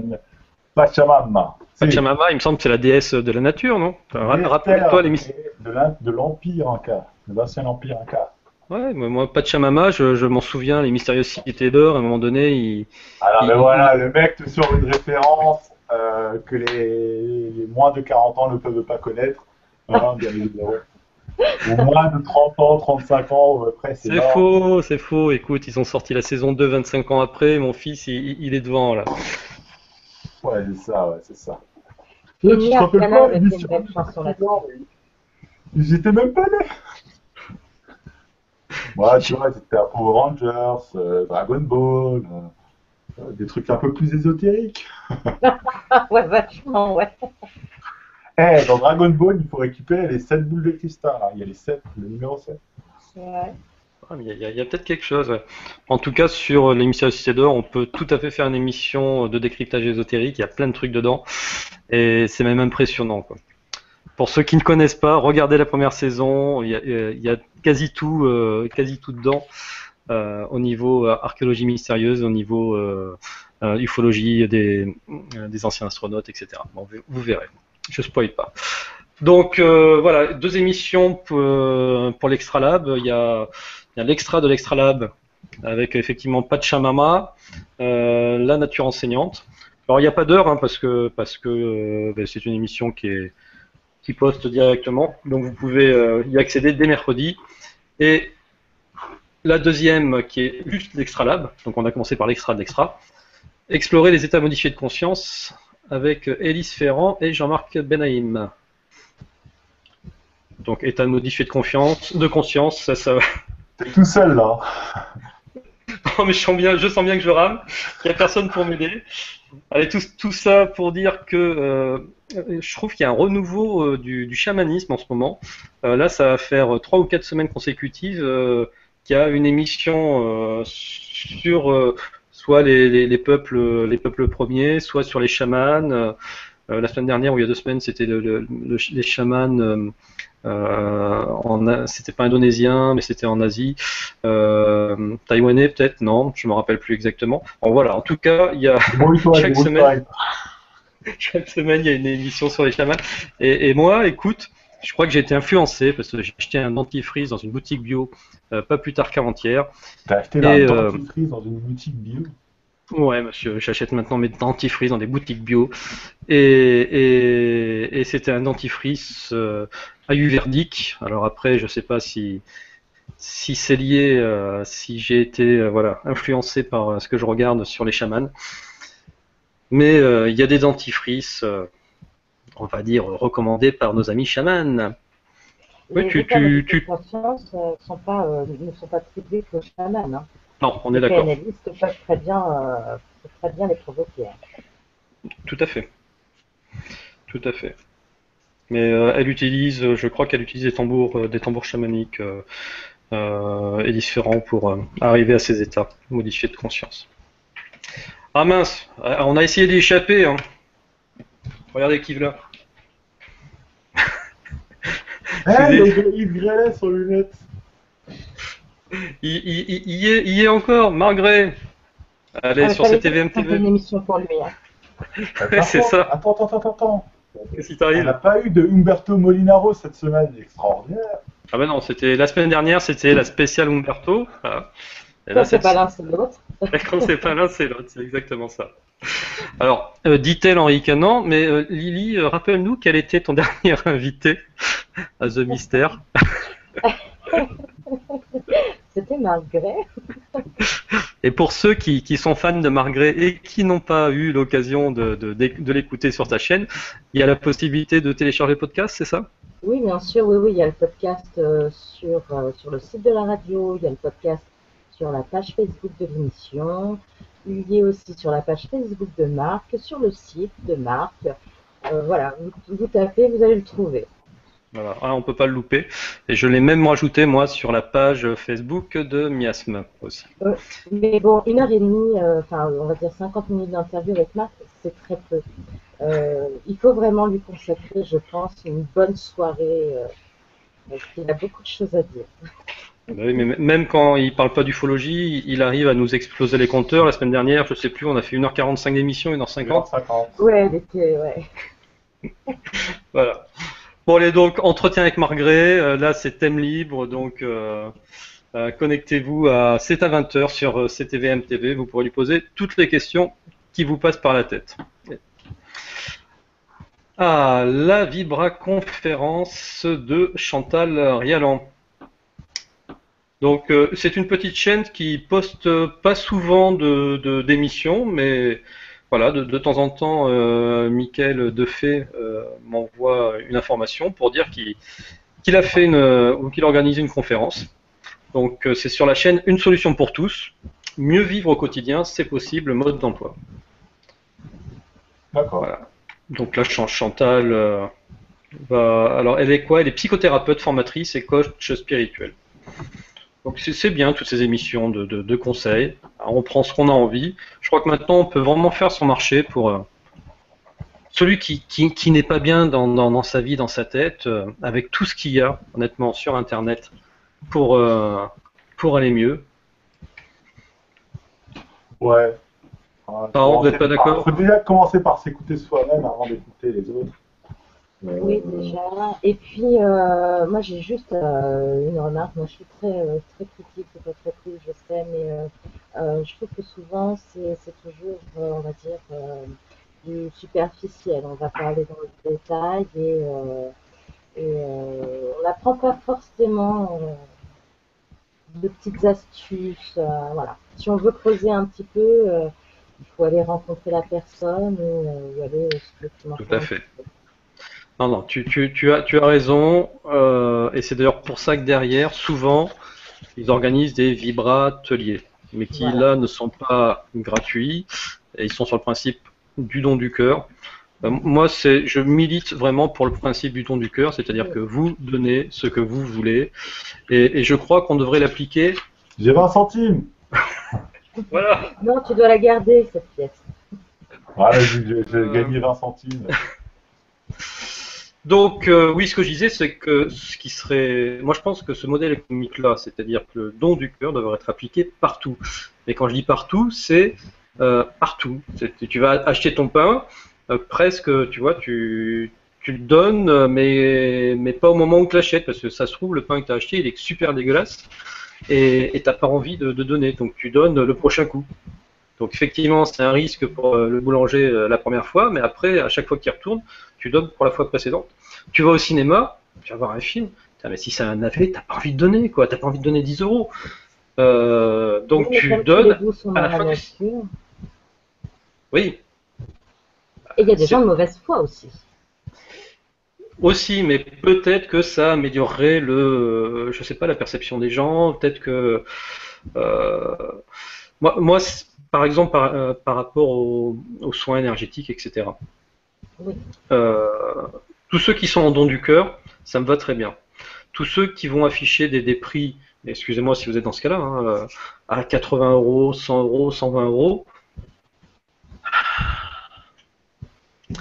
elle est où Oui. la limite? Elle est où la limite entre il y a un vrai soin, mais finalement, effectivement, on s'en apercevra qu'au bout de 3 séances, etc. Ou c'est juste quelqu'un qui vous en fume et puis vous en apercevrez jamais. Euh, Voilà. Là, j'ai toujours un peu de mal à me positionner, et c'est pour ça que le système de don du cœur, euh, on- les gens qui font ce système-là s'aperçoivent qu'au bout d'un moment, économiquement, ils gagnent beaucoup plus qu'en imposant des prix. Voilà. Mais la seule par contrepartie, c'est que ça impose à la personne d'être compétente, d'être sérieuse, et derrière de donner à son client, on va dire pour son argent, mais à la confiance. Voilà. Je ne sais pas ce que vous en pensez, oui. Ah, d'accord. Bah, le don du cœur, ouais, moi ça me fait penser un peu au pourboire, hein, tout simplement. C'est un peu le même truc, quoi. C'est Ah, ça se perd, ça. pas Hein, directement lié, mais c'est un peu ça, quoi. Moi, j'ai jamais payé un truc par don du cœur, honnêtement. Ça m'est jamais arrivé. Après, comme dit, hein, les gens qui vendent leurs soins à 80 euros, après chacun est libre de faire ce qu'il veut, donc voilà. C'est au Voilà. choix de chacun. Non, mais c'est au choix de chacun. Après, si tu mets 80 euros, si pour toi ça marche, si t'es convaincu de la chose, eh ben écoute, pourquoi pas, hein, après, oui, est-ce que c'est moral de mettre 80 euros? Je sais pas. Est-ce que Non, les non, gens, c'est pas une histoire de morale. les C'est gens pas une qui histoire de moralité. mais est-ce que les gens qui vendent leurs soins à 80 euros, s'ils vivent de ça, comment ils en vivent? Je pense pas je connais personne qui roule sur l'or, quoi. Je sais pas. Je reprends l'histoire du soin à 80 euros pour pas que mes propos soient mal interprétés. Je dis pas que 80 euros c'est cher. Je dis 80 euros quand tu ne connais pas la personne, c'est la première fois que tu vas la voir, que tu ne connais pas les résultats que tu vas avoir. euh, tu- voilà, c'est soit peut-être pas assez cher parce que finalement tu as fait un bien extrême, soit peut-être trop cher parce que t'as rien du tout et que ça fonctionne pas sur toi, ou alors tout simplement parce que la personne c'est juste de l'escroquerie Ouais, ouais, caractérisée. Alors tu que dis ça, si mais la personne, attends, je vais jusqu'au bout. Si la personne, et je dis ça parce que j'en ai discuté avec beaucoup de gens soignants qui ont opté pour le don du cœur, si la personne, elle fonctionne au don du cœur, donc les gens un petit peu réticents, on va dire comme moi, vont oser franchir le pas et se dire, bon, de toute manière, je risque rien. Si vraiment ça marche pas, bon, je donnerai voilà 10, 15 euros. Et puis si vraiment je trouve ça bien, non seulement je reviendrai, et puis en plus je donnerai une somme conséquente. Et c'est là-dessus où les gens devraient travailler, c'est-à-dire que sur ce modèle économique de don du cœur, il y a un petit risque au début, mais en définitive, en termes de rentabilité, si vraiment vous êtes bon, et votre clientèle, elle se fera 10 fois plus rapidement et elle sera 10 fois plus importante qu'en ayant des prix fixes. Mais encore une fois, c'est mon avis. mais est-ce que c'est pas pareil quand tu vas voir un médecin plus traditionnel? Au début, tu le connais pas. Complètement pareil. Tu le Sauf connais que pas, quand tu vas et voir un donc, médecin, en fait, comme, ben, ça comme te il est coûte là, remboursé, bon, après t'es remboursé, c'est d'accord. ça. Mais encore que pas forcément, hein, t'es pas forcément remboursé, ou du moins pas tout de suite, avec cette règle qui t'oblige à aller voir un médecin qui lui ensuite t'envoie vers le médecin spécialiste, etc. C'est pour moi c'est la même chose. Après c'est au pouvoir de chacun, c'est comment tu le ressens, etc. Faut se renseigner. En fait, ce qu'on peut faire, ce que les gens peuvent faire, c'est se renseigner d'abord sur la personne en question, ce qu'elle vaut, quoi. Comme ce que tu fais quand tu vas acheter une voiture, quand tu vas acheter un ordi, quand tu vas acheter un téléphone, tu te renseignes sur le produit, et si après ça te plaît, bah tu tentes le truc. C'est tout. La différence, c'est que quand tu achètes un produit, tu as une loi, la loi Scrivener, qui te permet de ramener ton produit sous Oui, 14 c'est jours si tu n'es pas satisfait. Eh ben voilà, il faut appliquer cette loi pour les soins aussi. Ouais, mais il faut arrêter d'appliquer des lois, on a trop de lois. Non, non, c'est tout ça pour dire, voilà, moi j'encourage ceux qui font avec le don du cœur, je trouve que c'est beaucoup plus rentable à terme. Et voilà, c'était mon petit message sur le sujet. Peut-être que BTLV devrait faire du don du cœur finalement. Bon, c'est ce qu'il fait indirectement. Et ça marche. Allez, on revient sur miasme.com. Donc, pourquoi je parlais de BTLV? Eh bien, parce que vendredi à 21h, c'est le direct. Non, c'est pas le direct, c'est BTLV qui fait sa web TV. Mais comme chaque semaine, on n'a pas le nom de l'invité, donc vous le découvrirez eh bien, en milieu de semaine. Hein. Je pense que Mathieu aura posté le flyer d'ici mercredi. Et puis pour conclure ce programme télé, bah, il y a une petite émission qui commence à être régulière quand même. Hein. Je ne sais pas si vous connaissez. Ça s'appelle Miasme TV, c'est présenté par Antoine et Valerio. Voilà. Et ça veut dire quoi, miasme? Ah, allez, on va pas le répéter. C'est le magazine d'information de l'actualité spirituelle, mystérieuse et étrange. Ouais. Voilà. Et cette semaine, donc, si vous nous rejoignez en plein milieu, est-ce qu'on peut nous rejoindre en plein milieu, tiens, sur sur YouTube? Bah oui, peut-être que les gens qui ne veulent qu'avoir des infos sur la Web TV, ils nous rejoignent à la 45e minute, voilà, pourquoi pas. Donc si vous nous rejoignez en plein milieu, nous sommes ce soir avec Lily de The Mystère, et nous allons continuer comme ça jusqu'à encore pendant une petite demi-heure pour vous présenter eh bien la suite. La suite, ça va être la presse, ça va être les projets participatifs. Et on va commencer par le documentaire de la semaine. Hop, et je reviens sur miasme.com. Alors, cette semaine, le documentaire que j'ai sélectionné, bon déjà il n'y en a pas eu beaucoup, je crois même que c'est peut-être le seul, non il y a peut-être un deuxième, mais qui m'intéressait beaucoup moins. Donc c'est un petit peu particulier, on n'est pas dans la spiritualité, on n'est pas dans l'ufologie, on n'est pas dans les complots, mais on est quand même dans un phénomène de société d'une époque que Valerio n'a pas connue, hein. L'époque Ok, je émergente, me casse, c'est bon. des punks. C'est l'émission des vieux ce soir, je suis désolé Val. Ah ouais. Je sais pas comment je dois le prendre. C'est vrai, comment tu dois le prendre, son tiens. âge, hein, Mais non, mais c'est ta faute aussi. Tu nous as parlé des hippies tout à l'heure. Donc, t'as des goûts de vieux, Lily. Qu'est-ce que je te dis, moi? Non, je suis éclectique et je m'intéresse à tout, c'est ça la différence.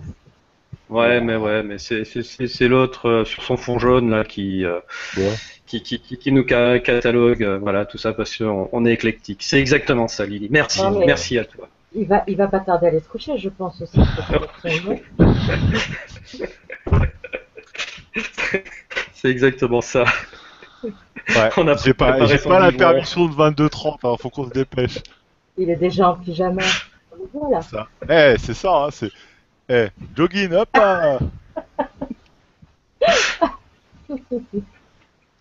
Allez, donc Lucille Chauffour sort donc mercredi 30 mars dans, j'allais dire toutes les salles, non, renseignez-vous encore une fois sur les salles qui diffusent East Punk Memories. Donc c'est la vue du mouvement punk qui est né à la fin des années 80 et c'est la vue 20 ans plus tard, qu'est-ce qu'ils sont devenus, comment est-ce qu'ils se voient eux-mêmes hein, sur la façon dont ils réagissaient par rapport à la société. Donc voilà, écoutez, on va déjà écouter il y a un petit extrait musical, vous allez le reconnaître de suite, hein, c'est pas de la musette, c'est clair, et on en a pour une petite minute 30. Egy nyugati neveltetésű embernek elég nehéz így átültetni, hogy hogyan is lehet egy kommunista rendszerrel vitába szállni, vagy szembesülni, amikor oly sok ember akarja mostanában, hogy az a rendszer domináljon, mert hogy a kapitalizmus az nem működik. De akkoriban nekünk ez egy diktatúra volt végül is. Tehát nem nevezhettük egy harmonikus rendszernek.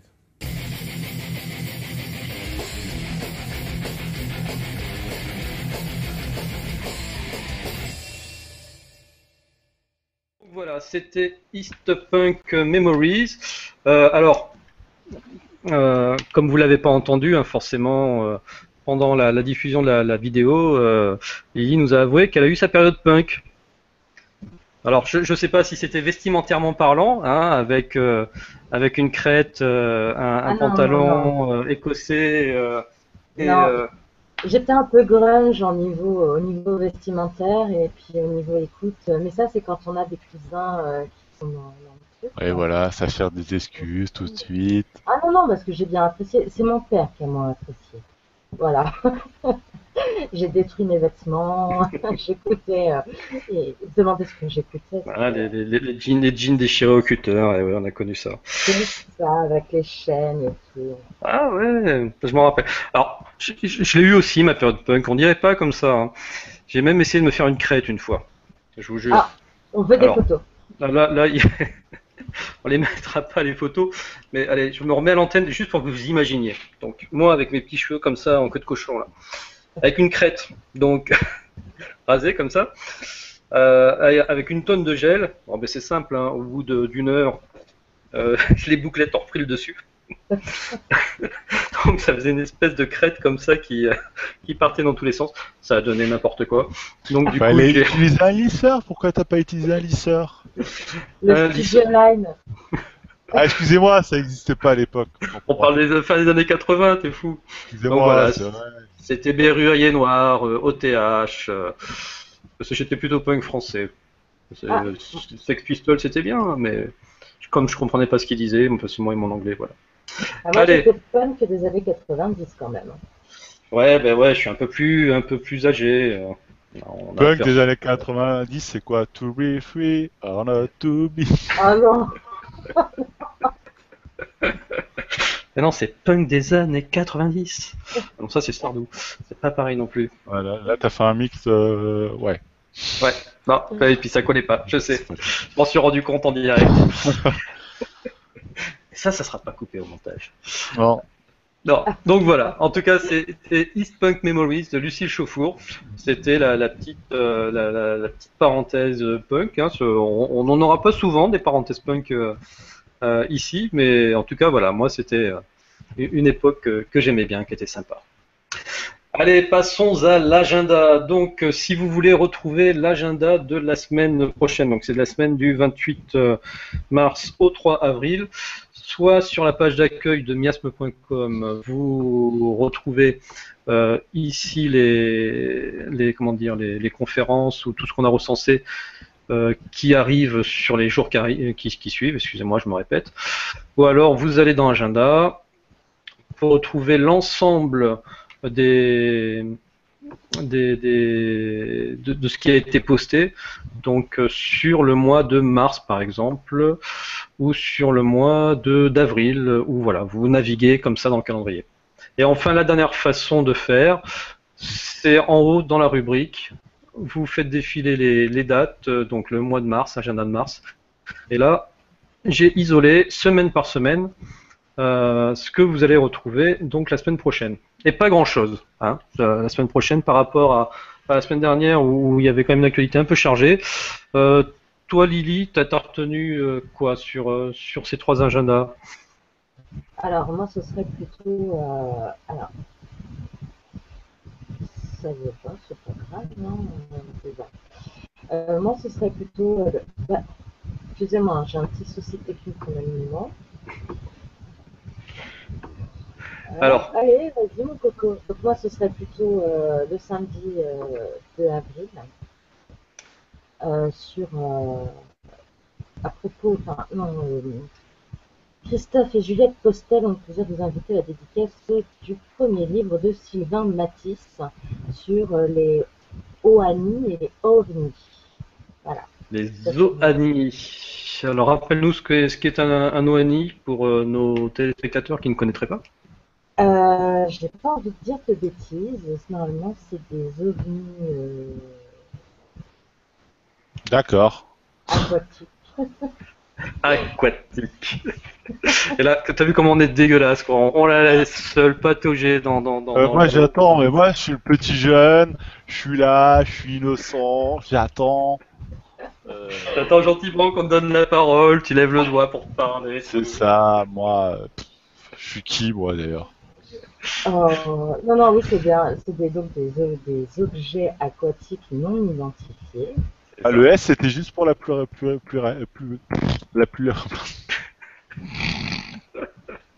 la pluralité. Voilà. Parce que j'ai dit un S. Non, mais laisse, c'est l'heure, hein, 22h30. Je te rappelle, c'est l'heure où il va se coucher. Ouais, c'est ça. Bon, ça se passe où cette histoire-là? À Paris, je crois, malheureusement. Alors, ouais. Alors, au café Bête et Méchant. Il porte bien son nom. C'est pour Valério. C'est dans le 11e, voilà. Voilà. De Montreuil, donc il y a une séance de dédicace qui sera donc prolongée après avec Éric Bouvet. Donc c'est un artiste voilà, sur une expo sur les ovnis et les osnis. Voilà, qu'est-ce que c'est Valério, les osnis? Alors là, les objets non identifiés. Ouais. Attends, volant c'est V, aquatique c'est A et S. Bonne question. Souterrain. Souterrain. Ah bah ouais, souterrain. D'accord. Bah. Objet souterrain non identifié. Bah, alors comment tu fais pour voir un objet souterrain non identifié?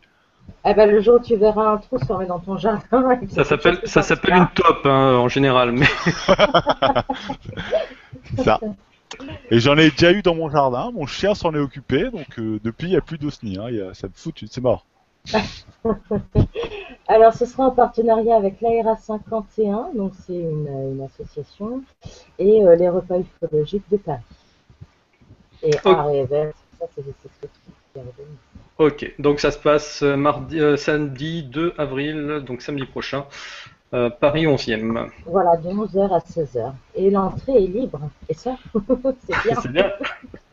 Mais comme d'hab, c'est à Paris, donc je ne pourrais pas y assister. Hein. Tous les trucs se passent à Paris, ça me rend dingue. Ouais, non, il y a des trucs à Strasbourg aussi, mais bon. Oui, il y a rien. Il y a des trucs à Rouen. Il y a la fête de la saucisse, c'est ça? Exactement. D'ailleurs, on attend le cajot que tu dois nous envoyer de saucisses hein, pour qu'on puisse apprécier tes spécialités régionales. Quand t'as dit apprécier, je me suis dit comment il va finir sa phrase. Je me suis posé la question. J'ai vu que t'étais mal barré. Ah, je te ferai goûter ma saucisse, t'inquiète. En spécialité régionale. Oui, écoute. On en apprend tous les jours. Ça part en mode boudin. Ça se fait très bien. Merci de rebondir comme ça. Allez, au lieu de dire des conneries, préfères respirer la vie ou ou le professeur Henri Joyeux? Ah bah... Après un sautiste. Ah bah je préfère respirer la vie, hein, parce que bon, Voilà. docteur Henri Joyeux est peut-être un peu âgé. La Rochelle, 1er au 3 avril, par des expos 10h, 10h, 19h, 170 exposants, des conférences, des ateliers, des animations. Et c'est à La Rochelle. Donc pour moi, pour vous, en tant que Normand, ça va, c'est pas trop loin, mais pour moi, c'est à l'autre bout du monde. Hein. C'est juste 500 km. Oh. Ah oui, ah ouais. Il y a 500 km de chez vous à là-bas? Ah oui, à peu près, ouais. Ouais, bah Non, moi, ouais. ça doit en faire 1000 alors. Donc ouais, ben voilà, on l'a tout dit. Ah, Bah, prix d'entrée Oui, pardon, Lily. Un prix d'entrée Bonne question.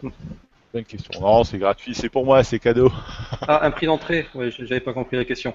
Non, non, non, mais là après, les gens vont directement sur le site pour s'enseigner. Alors donc, si vous voulez, et ça c'est vrai pour tout miasme.com, je référence tout, c'est-à-dire qu'il suffit de cliquer sur la page, sur la photo, et ça vous envoie directement sur le site. Voilà. et sur la fiche, il y a marqué télécharger votre entrée gratuite. Voilà. Donc l'entrée est gratuite, tu as trouvé la réponse à ta propre question. Voilà. C'était notre petit salon bio de la semaine. On en a un chaque semaine, et c'est vrai que chaque semaine, on ne sait pas quoi dire sur les salons bio à part que c'est bio. C'est Ah mais il n'y a c'est pas bio. grand-chose à dire quoi sur le bio, mine de rien. T'as Oui, mais beaucoup de choses à dire, mais quand t'as une affiche comme ça, surtout que tu connais pas les exposants ni ce qui va vraiment s'y passer, bah t'es là, bah c'est bio, c'est cool. Comment ça, vous n'avez pas lu la revue de presse? ah ben Oh, si, oui. si. Oh, écoute, Oh là, on a oh là, passé- malheureuse. Oh là, malheureuse. Oh là. En fait, la problématique, c'est quand est-ce qu'on a posté l'info. Donc, si on l'a posté cette semaine, ça va, tu vois, c'est encore frais dans notre tête, tout, on arrive. Ouais. Mais des fois, et d'ailleurs, j'encourage tous ceux qui organisent quelque chose. À partir du moment où vous avez une affiche à me proposer, vous nous envoyez tout ça, et puis on se fera un plaisir d'afficher votre événement. Il n'y a aucun problème, c'est gratuit. Vous avez remarqué, c'est un site qui est gratuit, il n'y a pas de pub, et on vous fait pas payer. Voilà. Par contre, non, ce serait bien peut-être de faire un truc don PayPal, don du cœur, etc. Non, eh bien, même pas. On y arrivera peut-être, hein, mais il faut que je m'abonne à Weebly pour avoir droit à PayPal. Donc pour le moment. Si tu veux, je te propose mon compte PayPal. Moi, ça me va. Hein, Écoute, écrivez à Valerio pour vous arranger. Avec lui. Surtout vu les propositions indécentes qu'il fait. Des marchands de saucisses. Alors ça va te suivre, mon garçon. C'est réservé aux femmes. Hein. Il y a des dégustations. C'est bio. Non. Ah, avec un bon Gewürztraminer, tu verras, c'est un bon Ah. vin sucré en plus. C'est bon, ça.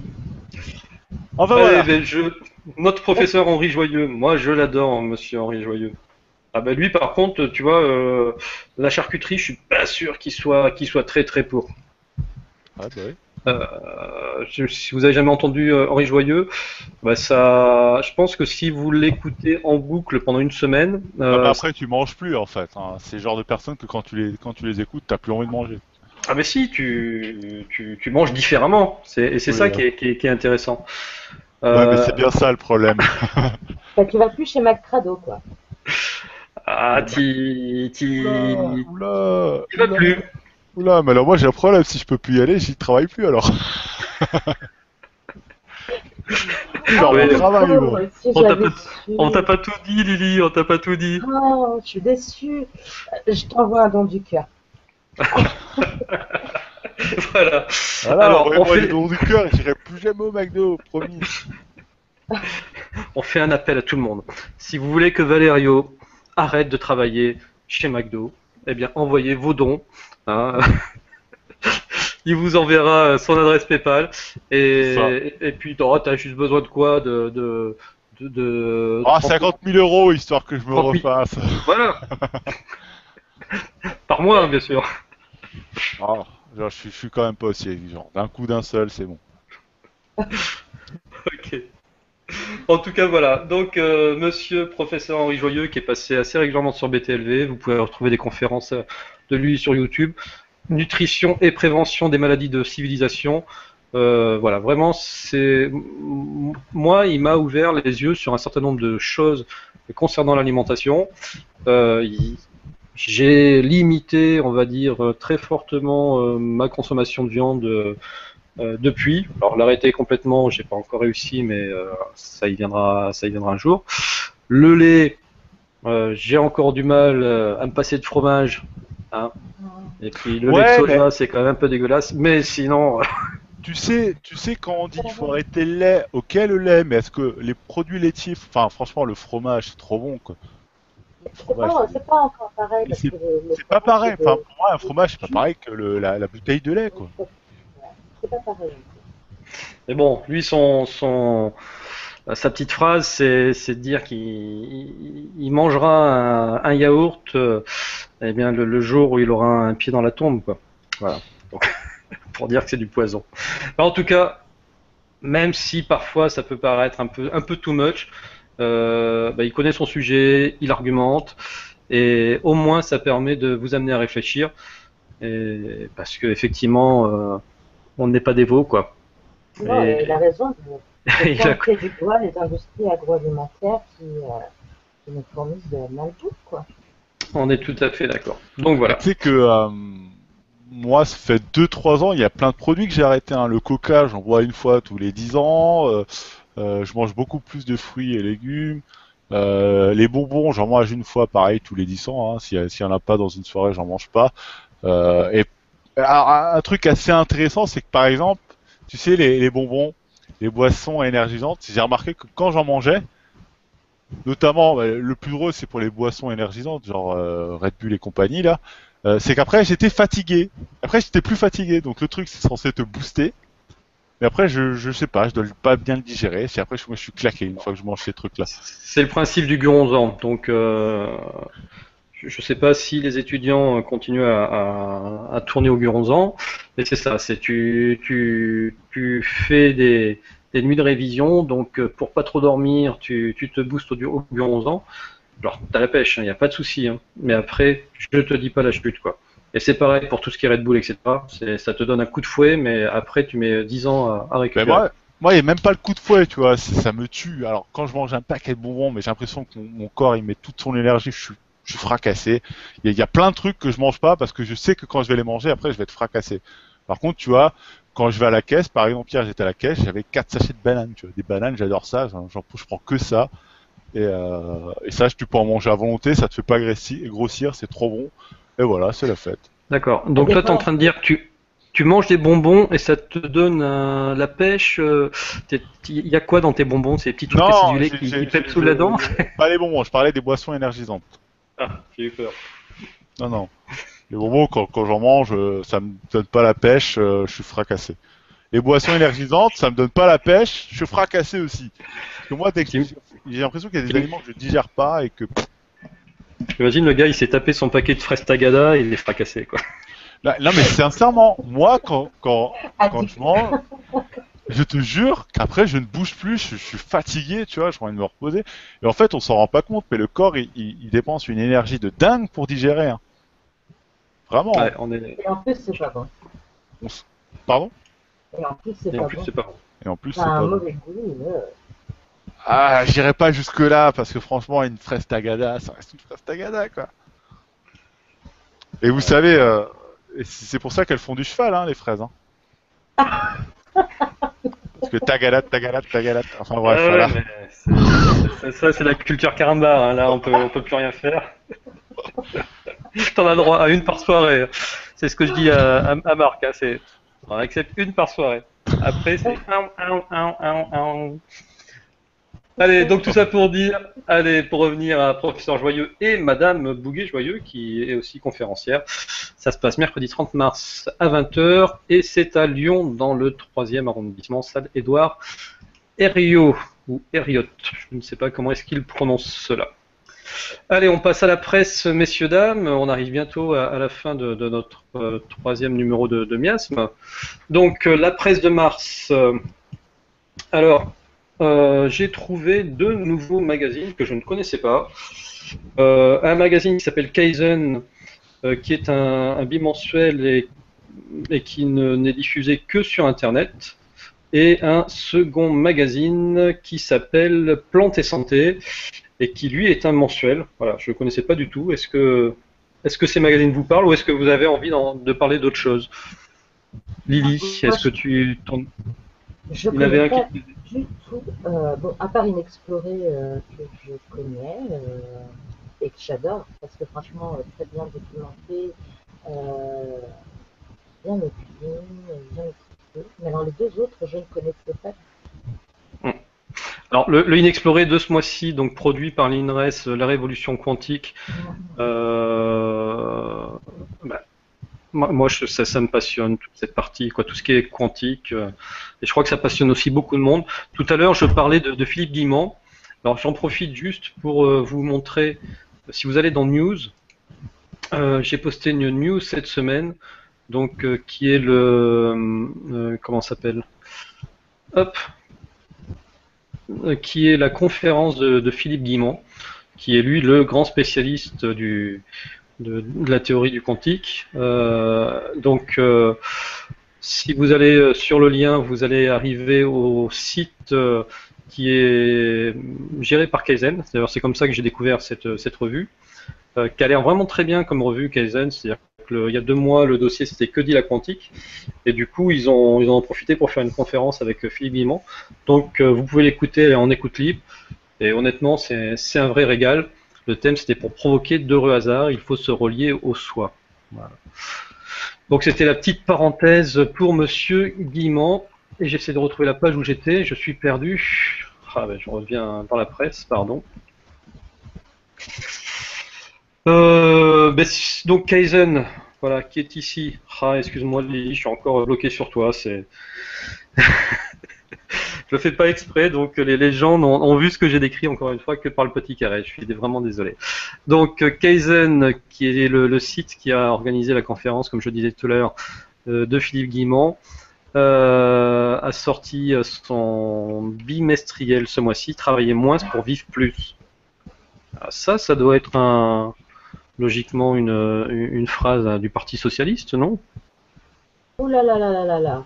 Travailler moins pour vivre plus. En tout cas, moi j'aimerais bien qu'ils disent ce genre de phrase. Parce qu'aujourd'hui, c'est pas du tout ce qu'ils font. Hein.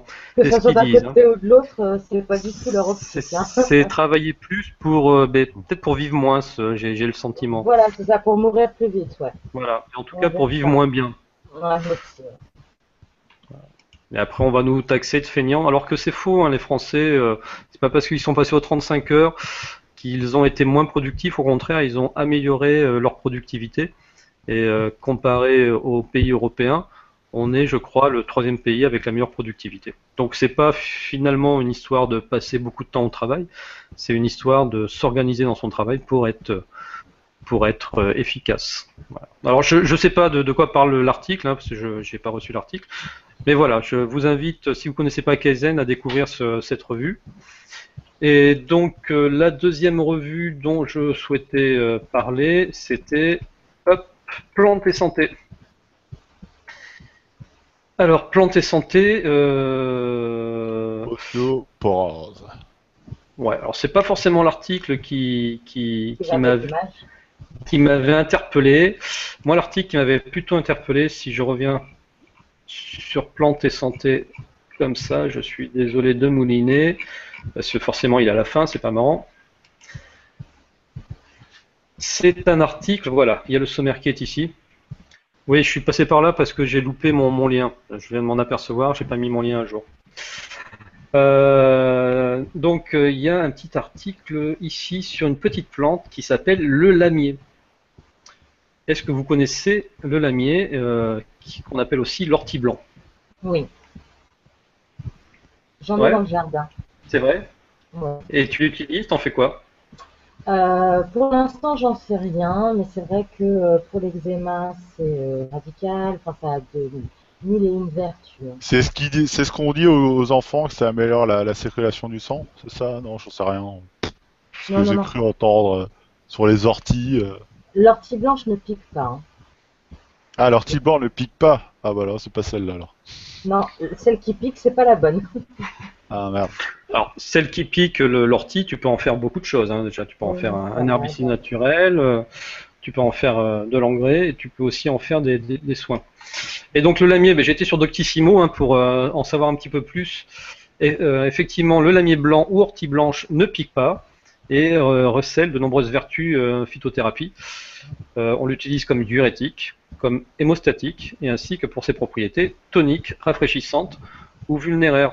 Donc tu vois, t'as pas besoin de te bouffer tes bonbons ou tes Red Bull, une petite infusion de lamier Non mais et te voir la attention, repartie, quoi. c'est bien ce que je dis, c'est que je n'en mange pas, hein. Je suis pas. Non, non, moi s'il me faut un goût de boost, c'est café, hein. C'est café, café, café. Le docteur Joyeux, il serait pas content. Pourquoi il est contre le café aussi, le docteur Joyeux? C'est pas bon pour le café, c'est pas bon pour la thyroïde, l'hypertension, le cœur, la laine. Ah oui, non, mais ça, je sais, mais et à un moment donné, si je bois pas de café, je suis mort. Donc Bah, bon, Non, j'en bois aussi. Hein. Ouais, je crois que je suis un peu accro au café aussi. On peut pas tout et j'achète du virer. café bio. Alors deux mots. Ok, respect, on dit, on n'a plus rien à dire. Bio. Mais c'est pas des conneries, hein, il est certifié AB et tout. Enfin voilà. Bon allez, on finit notre tour d'horizon la semaine prochaine avec les projets caca bébé participatifs. Bon bah là, je crois qu'on va te laisser parler hein, sur ce coup-là, je pense. Non, penses-tu? Pense Il y a- Qui c'est qui était au Penses-tu château de Fougeray il y a pas longtemps, hein? Ah, chanceux. Ah, écoutez, on en parle après, tiens, ça vous apprendra. Non, non, bah non. Comment ça, non? Vous voulez pas commencer par le secret des envahisseurs? Ah bah vas-y, fais-toi plaisir. Allez, on va en parler très rapidement parce que Marc en a parlé la semaine dernière. Hein, c'est un copain à Margret, Peter Knight. Alors, je sais pas si son copain, en tout cas, il l'a reçu à plusieurs reprises. Donc, qui sort le deuxième tome du Secret des Envahisseurs. Il en est à 23%, donc il a encore temps de lui donner un petit coup de main. Et 21 jours restants. Donc c'est vrai qu'il reste encore. Excuse-moi, s'il y a vraiment quelqu'un qui veut me faire un don du cœur de 50 000 euros, je veux bien prendre sur ces 50 000 euros 3 072 euros pour arriver à 4 000 euros. Voilà. Si jamais un petit don, voilà. Non, mais c'est bien de penser aux autres. Mais oui, je partage. Regardez, c'est du partage. Oui. Il y aura 40 000 euros pour moi et plus de 45 000 euros pour moi et le reste, voilà. Ok, c'est gentil. En gros, sur le générique du film. Bon, et les envahisseurs, bien sûr, vous connaissez, mais est-ce que vous avez fait attention que Peter Knight est... Alors, attendez, je vais couper le son pour pas que ça fasse trop de bruit. Que Peter Knight a été l'invité d'honneur de la deuxième émission de Rock Soccer, qui s'appelle tout simplement Les Rendez-vous avec Rock. Et donc une émission d'1h30. Moi, je vous la conseille. Hein, vous la retrouverez la semaine dernière dans la mosaïque des programmes TV. Je l'ai écouté, mais pas plus tard qu'hier soir. Elle est vraiment très très sympa. Je connaissais pas Monsieur Peter Knight, mais voilà. Peter Knight. Alors son premier livre sur le secret des envahisseurs, tome 1, et en fait il décortique vraiment chaque épisode des envahisseurs pour montrer un petit peu que c'est de la SF mais qui n'a pas été faite par hasard et qui a été faite par rapport à l'ufologue bien connu qui est Adamski. Et dans son deuxième tome, en fait, il va plus loin que ce qu'il a fait par rapport à la comparaison avec chaque épisode. Et il va essayer de ressortir de véritables messages qu'ont voulu faire passer les producteurs des envahisseurs. Donc voilà, ça c'était Monsieur Peter Knight. Et là ici, vous reconnaissez Rock Soccer. Donc vous avez encore une vingtaine de jours pour participer au secret des envahisseurs. Et là je suis étonné, Valerio, que tu ne m'aies pas encore dit, mais si c'est dans 20 jours, pourquoi est-ce qu'on en parle là? Hein? Si c'est dans 20 jours, pourquoi est-ce qu'on en parle là? Parce que je me suis planté. Non, parce qu'en fait, je pense que sur Ulule, mais il va falloir que je me renseigne, il y a la possibilité de rallonger le temps de participation. Et donc, son premier temps devait être jusqu'au 4 avril et il a dû en faire la rallonge parce qu'il n'avait pas encore atteint sa somme. Donc, c'est pour ça que je suis fait un petit peu piégé par rapport à la date. Donc, c'est vrai qu'on aurait pu en parler que dans 2 semaines. Mais en tout cas, voilà, c'est un très bon livre et un très bon auteur, donc je vous invite à l'aider. Et donc, là par contre, c'est le 17 avril, ça c'est sûr, la date, je l'ai confirmée. C'est pas la semaine prochaine, mais il faut vraiment qu'on en parle, parce que moi, c'est mon coup de cœur de la semaine. Déjà, ça m'a fait découvrir un nouveau site participatif qui s'appelle D'Artagnan. Et voilà. Alors, en fait, il est spécialisé dans les vieilles pierres, ce site-là de crowdfunding. Et donc, le château de Fougeray, je sais que Lydie est aussi passionnée du château de Fougeray. Donc, elle va peut-être nous expliquer, en tout cas pour ceux qui ne connaissent pas encore le château le plus hanté de France, voilà, nous expliquer un petit peu ce que c'est, le château de Fougeray, en dehors du projet. Alors, c'est l'un des châteaux les plus hantés de France.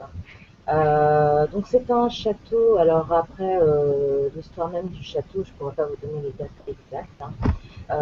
Mais bon, il y a eu beaucoup de passages et ces gens sont encore dans les murs. Voilà. Ils savent se faire connaître. Donc, c'est Véronique de son prénom, la nouvelle châtelaine. C'est ça. Ça fait, si je ne dis pas de bêtises, maintenant une bonne dizaine d'années qu'elle a acquis le château. En fait, elle a toujours voulu avoir un château et elle est tombée amoureuse du château et elle l'a acheté. Une bouchée de pain, avec des travaux immenses. Sa fille, l'un de ses enfants, est même tombé malade dans ce château. Elle ne dormait pas dans la bonne chambre. Et c'est un château qui a besoin de fonds quand même pour être restauré et revenir un petit peu dans cette faste d'antan. Moi, ce que j'apprécie beaucoup, c'est que vraiment elle fait ressortir toute l'époque victorienne jusqu'aux années 1920, donc on va dire même jusqu'aux années on va dire Charleston un petit peu. Donc voilà, que dire d'autre? Bah écoute, moi ce que je te propose, c'est qu'on regarde peut-être la bande-annonce qu'ils ont postée.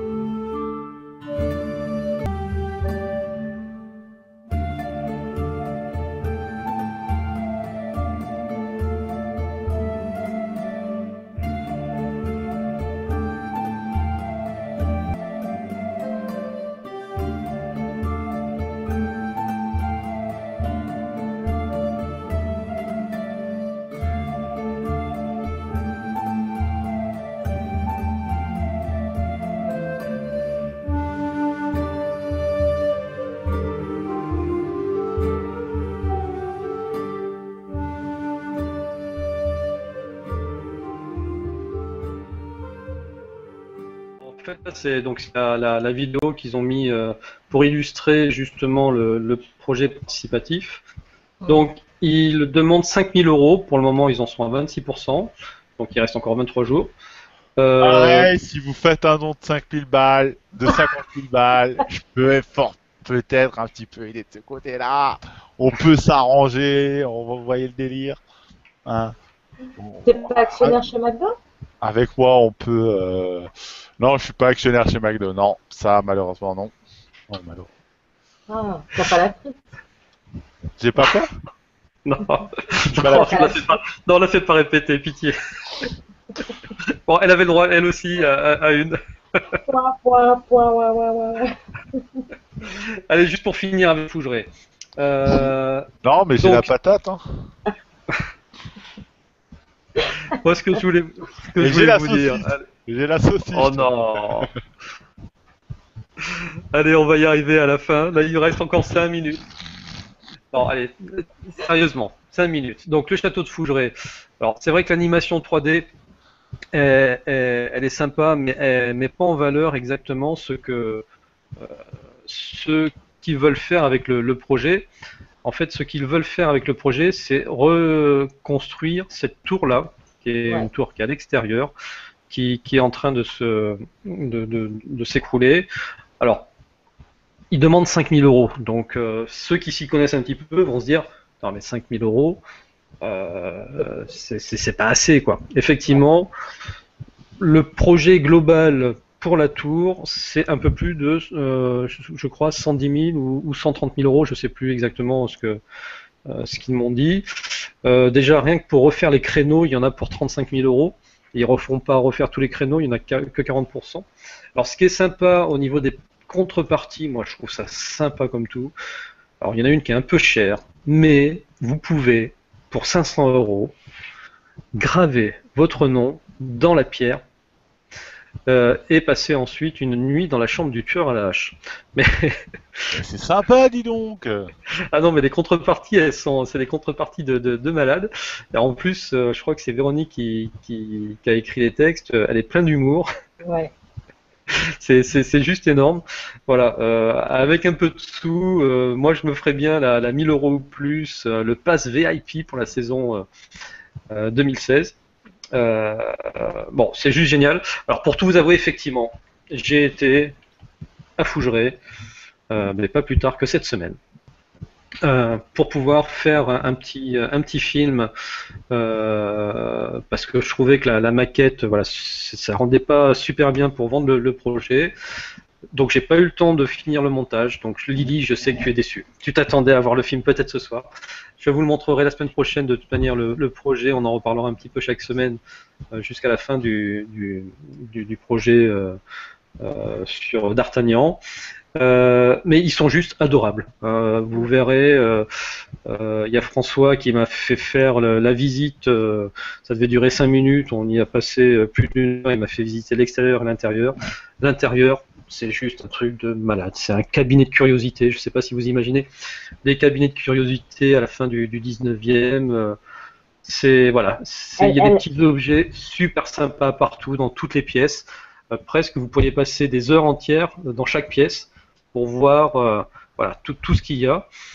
Et puis Moi, je après, vous invite à aller voir sa page Facebook, hein, parce que franchement, elle partage les objets qu'elle a réussi à chiner, qu'elle va installer. Elle nous fait vraiment vivre l'histoire de Fougeray, son histoire contemporaine, et franchement, c'est un délice, c'est un régal de la lire, quoi. exactement. Et moi, j'ai appris un truc que je ne connaissais pas. Alors même deux choses. Il y a la première, je ne vais pas vous en parler parce que vous le verrez dans la vidéo.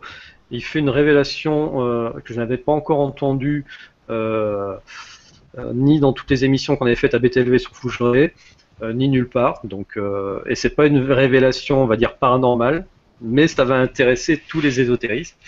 Donc ça sera la semaine prochaine quand j'aurai fini le montage. Et par contre, j'ai appris un deuxième chose, on va dire, c'est plus au niveau de la culture G.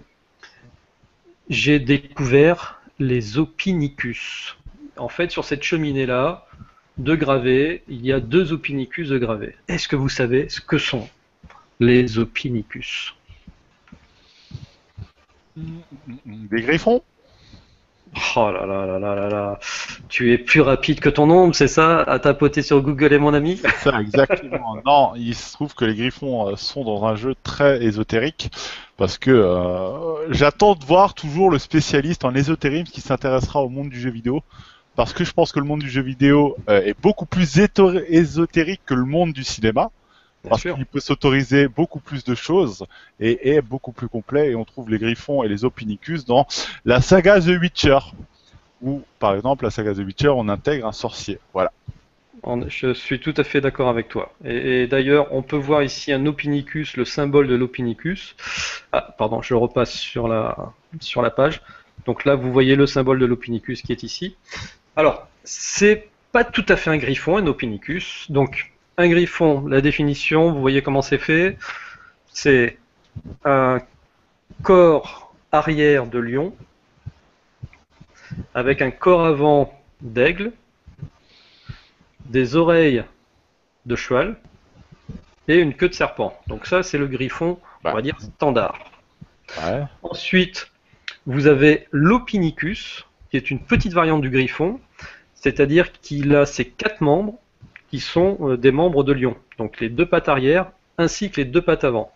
Donc si un jour vous voulez faire vos savants, quand vous voyez une gravure de griffon, si devant il n'a pas des cerfs mais s'il a des papatounes de lion, c'est que c'est un Opinicus. Voilà.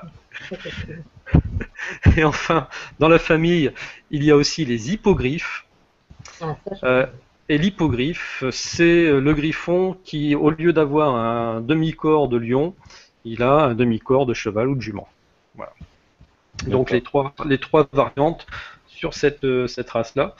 Et voilà, moi je ne connaissais pas l'Opinicus et pourtant il me semblait que j'en connaissais un rayon sur toutes les bêtes, les bestioles mythiques. Donc je suis super content que François m'ait expliqué qu'il avait 2 Opinicus de gravés sur sa cheminée.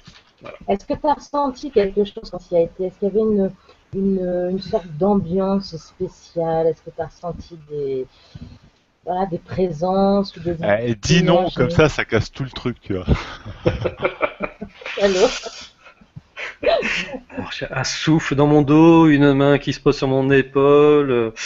Non, que dalle. Que dalle de chez que dalle. Mais comme dirait Bob, je vois rien, j'entends rien, je sens rien. Bon, alors, après, c'est pas tout à fait exact, hein, en cherchant bien, il y a un certain nombre de choses qui m'est arrivé. Mais là, non. Non, rien du tout. D'ailleurs, c'est toi qui m'as dit, il me semble, Lily, que comme on était cette semaine à des lendemains de pleine lune, ils sont plutôt au repos, c'est ça? Alors, c'est soit tout l'un, soit tout l'autre, hein. Mais généralement, on va dire les sages, on a du mal, oui, à rentrer en contact avec eux. Par contre, ceux qui sont moins cool ont tendance à plus traîner, ouais. D'accord. Non, bah écoute, moi j'ai plutôt une tendance, comme dans Twilight, la fameuse héroïne Bella, c'est une gardienne, voilà. Je suis un peu en mode gardien, il se passe pas grand-chose, en tout cas quand je suis là. Je sais pas pourquoi. Et alors, par contre, j'ai fait la fameuse expérience, si vous avez suivi les enregistrements sur BTLV, des batteries de caméras qui se vidaient dans le cachot, là où est enterré un chevalier et 2 autres personnes à côté de lui. D'ailleurs, François me disait qu'il y avait une équipe de TF1 qui était venue quelques semaines avant avec des grosses batteries de caméras. C'est des trucs qui tiennent, ouais, on va dire 6-8 heures en autonomie. Et ils en avaient bouffé, ils en avaient vidé 5 en une demi-heure de tournage dans ce caveau. Voilà. Ouais, mais moi, j'aurais bien été avec un géobiologue, quoi, parce que après, mis à part tout ce qui est peut-être paranormal, ésotérique, il y a quand même une grosse part rationnelle et ça peut être très bien mis sur le compte des pierres, des pierres qu'il y a dans la terre, quoi. Tout à fait. Alors, Voilà. il nous en parle, hein, vous verrez ça la semaine prochaine, François il nous en parle des géobiologues. Ce qui est intéressant, lui, dans sa démarche, c'est qu'il a vu tellement passer de personnes, de médiums, de géobiologues, qui se connaissaient pas forcément entre elles, les unes les autres, et qui lui ont dit des choses qui se recoupent tellement qu'à un moment donné, on n'est plus statistiquement sur un mode de hasard, mais sur un mode de faisceau de probabilités qui font que, effectivement, il y a quand même des choses qui se passent dans cet endroit-là. Il y a quand même des choses il y a Valerio qui est en train de s'endormir. Et Bonjour, je vous écoute. Et vous verrez, voilà, il y a des géobiologues qui sont venus d'ailleurs, ont découvert, il y en a plusieurs qui ont découvert la même chose au même endroit. Et donc c'est vraiment super passionnant. ah bah ça, j'en doute même pas. Voilà. Donc on reparlera bien de ce château de Fougeray la semaine prochaine. Et bien voilà, on a fait le tour. Incroyable, on a réussi encore une fois à faire le tour de toute l'actualité de la semaine prochaine sans trop déborder. Je sais pas, on doit être à 1h30 à peu près. Oula, beaucoup plus. Oh la vache. Beaucoup plus, on a passé beaucoup de temps sur les docu et les caca bébés. Ça va être encore des émissions à la fin de 3 heures. Non, il faut vraiment qu'on arrive à faire un peu plus light. Tout ça pour dire, Lily, en tout cas, on te remercie d'être venue. Est-ce que tu as une actualité qui te concerne? Oui, concernant l'émission The Mystère, donc je rappelle, c'est tous les deuxièmes vendredis de chaque mois, de 18h à 19h sur la radio Principe Actif, c'est une radio écologienne. Donc on peut nous écouter sur le 102.4 FM ou sur le www.principeactif.net. Tu peux nous refaire le www comme ça, avec les yeux qui roulent? Principe Actif. La prochaine émission sera le 8 avril. Je recevrai Marc Page, pour le coup, c'est son pseudonyme. C'est un spécialiste en TCI, TCI Transcommunication Instrumentale. Bien sûr. La prochaine, bon après, voilà, on a le 13 mai avec une équipe de chasseurs de fantômes, de trackers. Tu reçois un vendredi 13 des chasseurs de fantômes. C'est ça, qui sont rentrés en contact avec le château de Fougeray justement pour voir si on peut pas organiser quelque chose. Et je finirai ma saison avec un Marc, toujours un Marc, hein, je sais pas. T'es abonné au Marc en fait. Voilà, et là c'est Marc Robertson qui est chaman. Alors lui il considère son chamanisme comme urbain. Voilà, il n'est pas forcément dans la nature, mais plus justement dans le rythme des tambours et tout ça. Voilà, ça c'est pour l'actualité de la radio. Ok, bah écoute, c'est génial. En tout cas, nous on espère te revoir eh bien, en nos murs très bientôt. La semaine prochaine, on va accueillir à nouveau Lorenadia, qu'on recevra donc régulièrement, qui est sur le canal Dolce Vita et qui a créé le groupe La Télé des Copains d'ailleurs, qui est un groupe complémentaire au groupe des programmes Web TV de Miasme, parce qu'on ne parle pas tout à fait la même chose.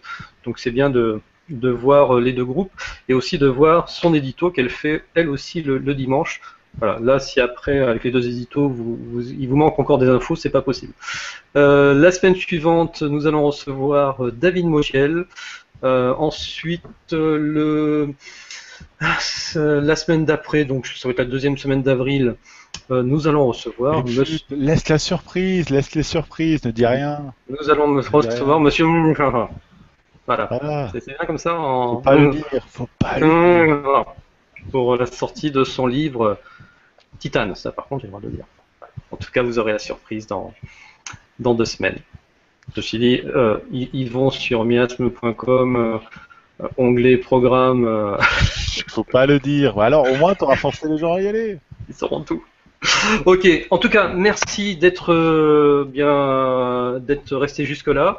On remercie donc à toutes les personnes qui nous suivent depuis déjà 2 semaines. Et on vous dit à la semaine prochaine, même heure, même jour, et avec autant d'enthousiasme. Salut les petits clous. Ciao tout le monde. Au revoir.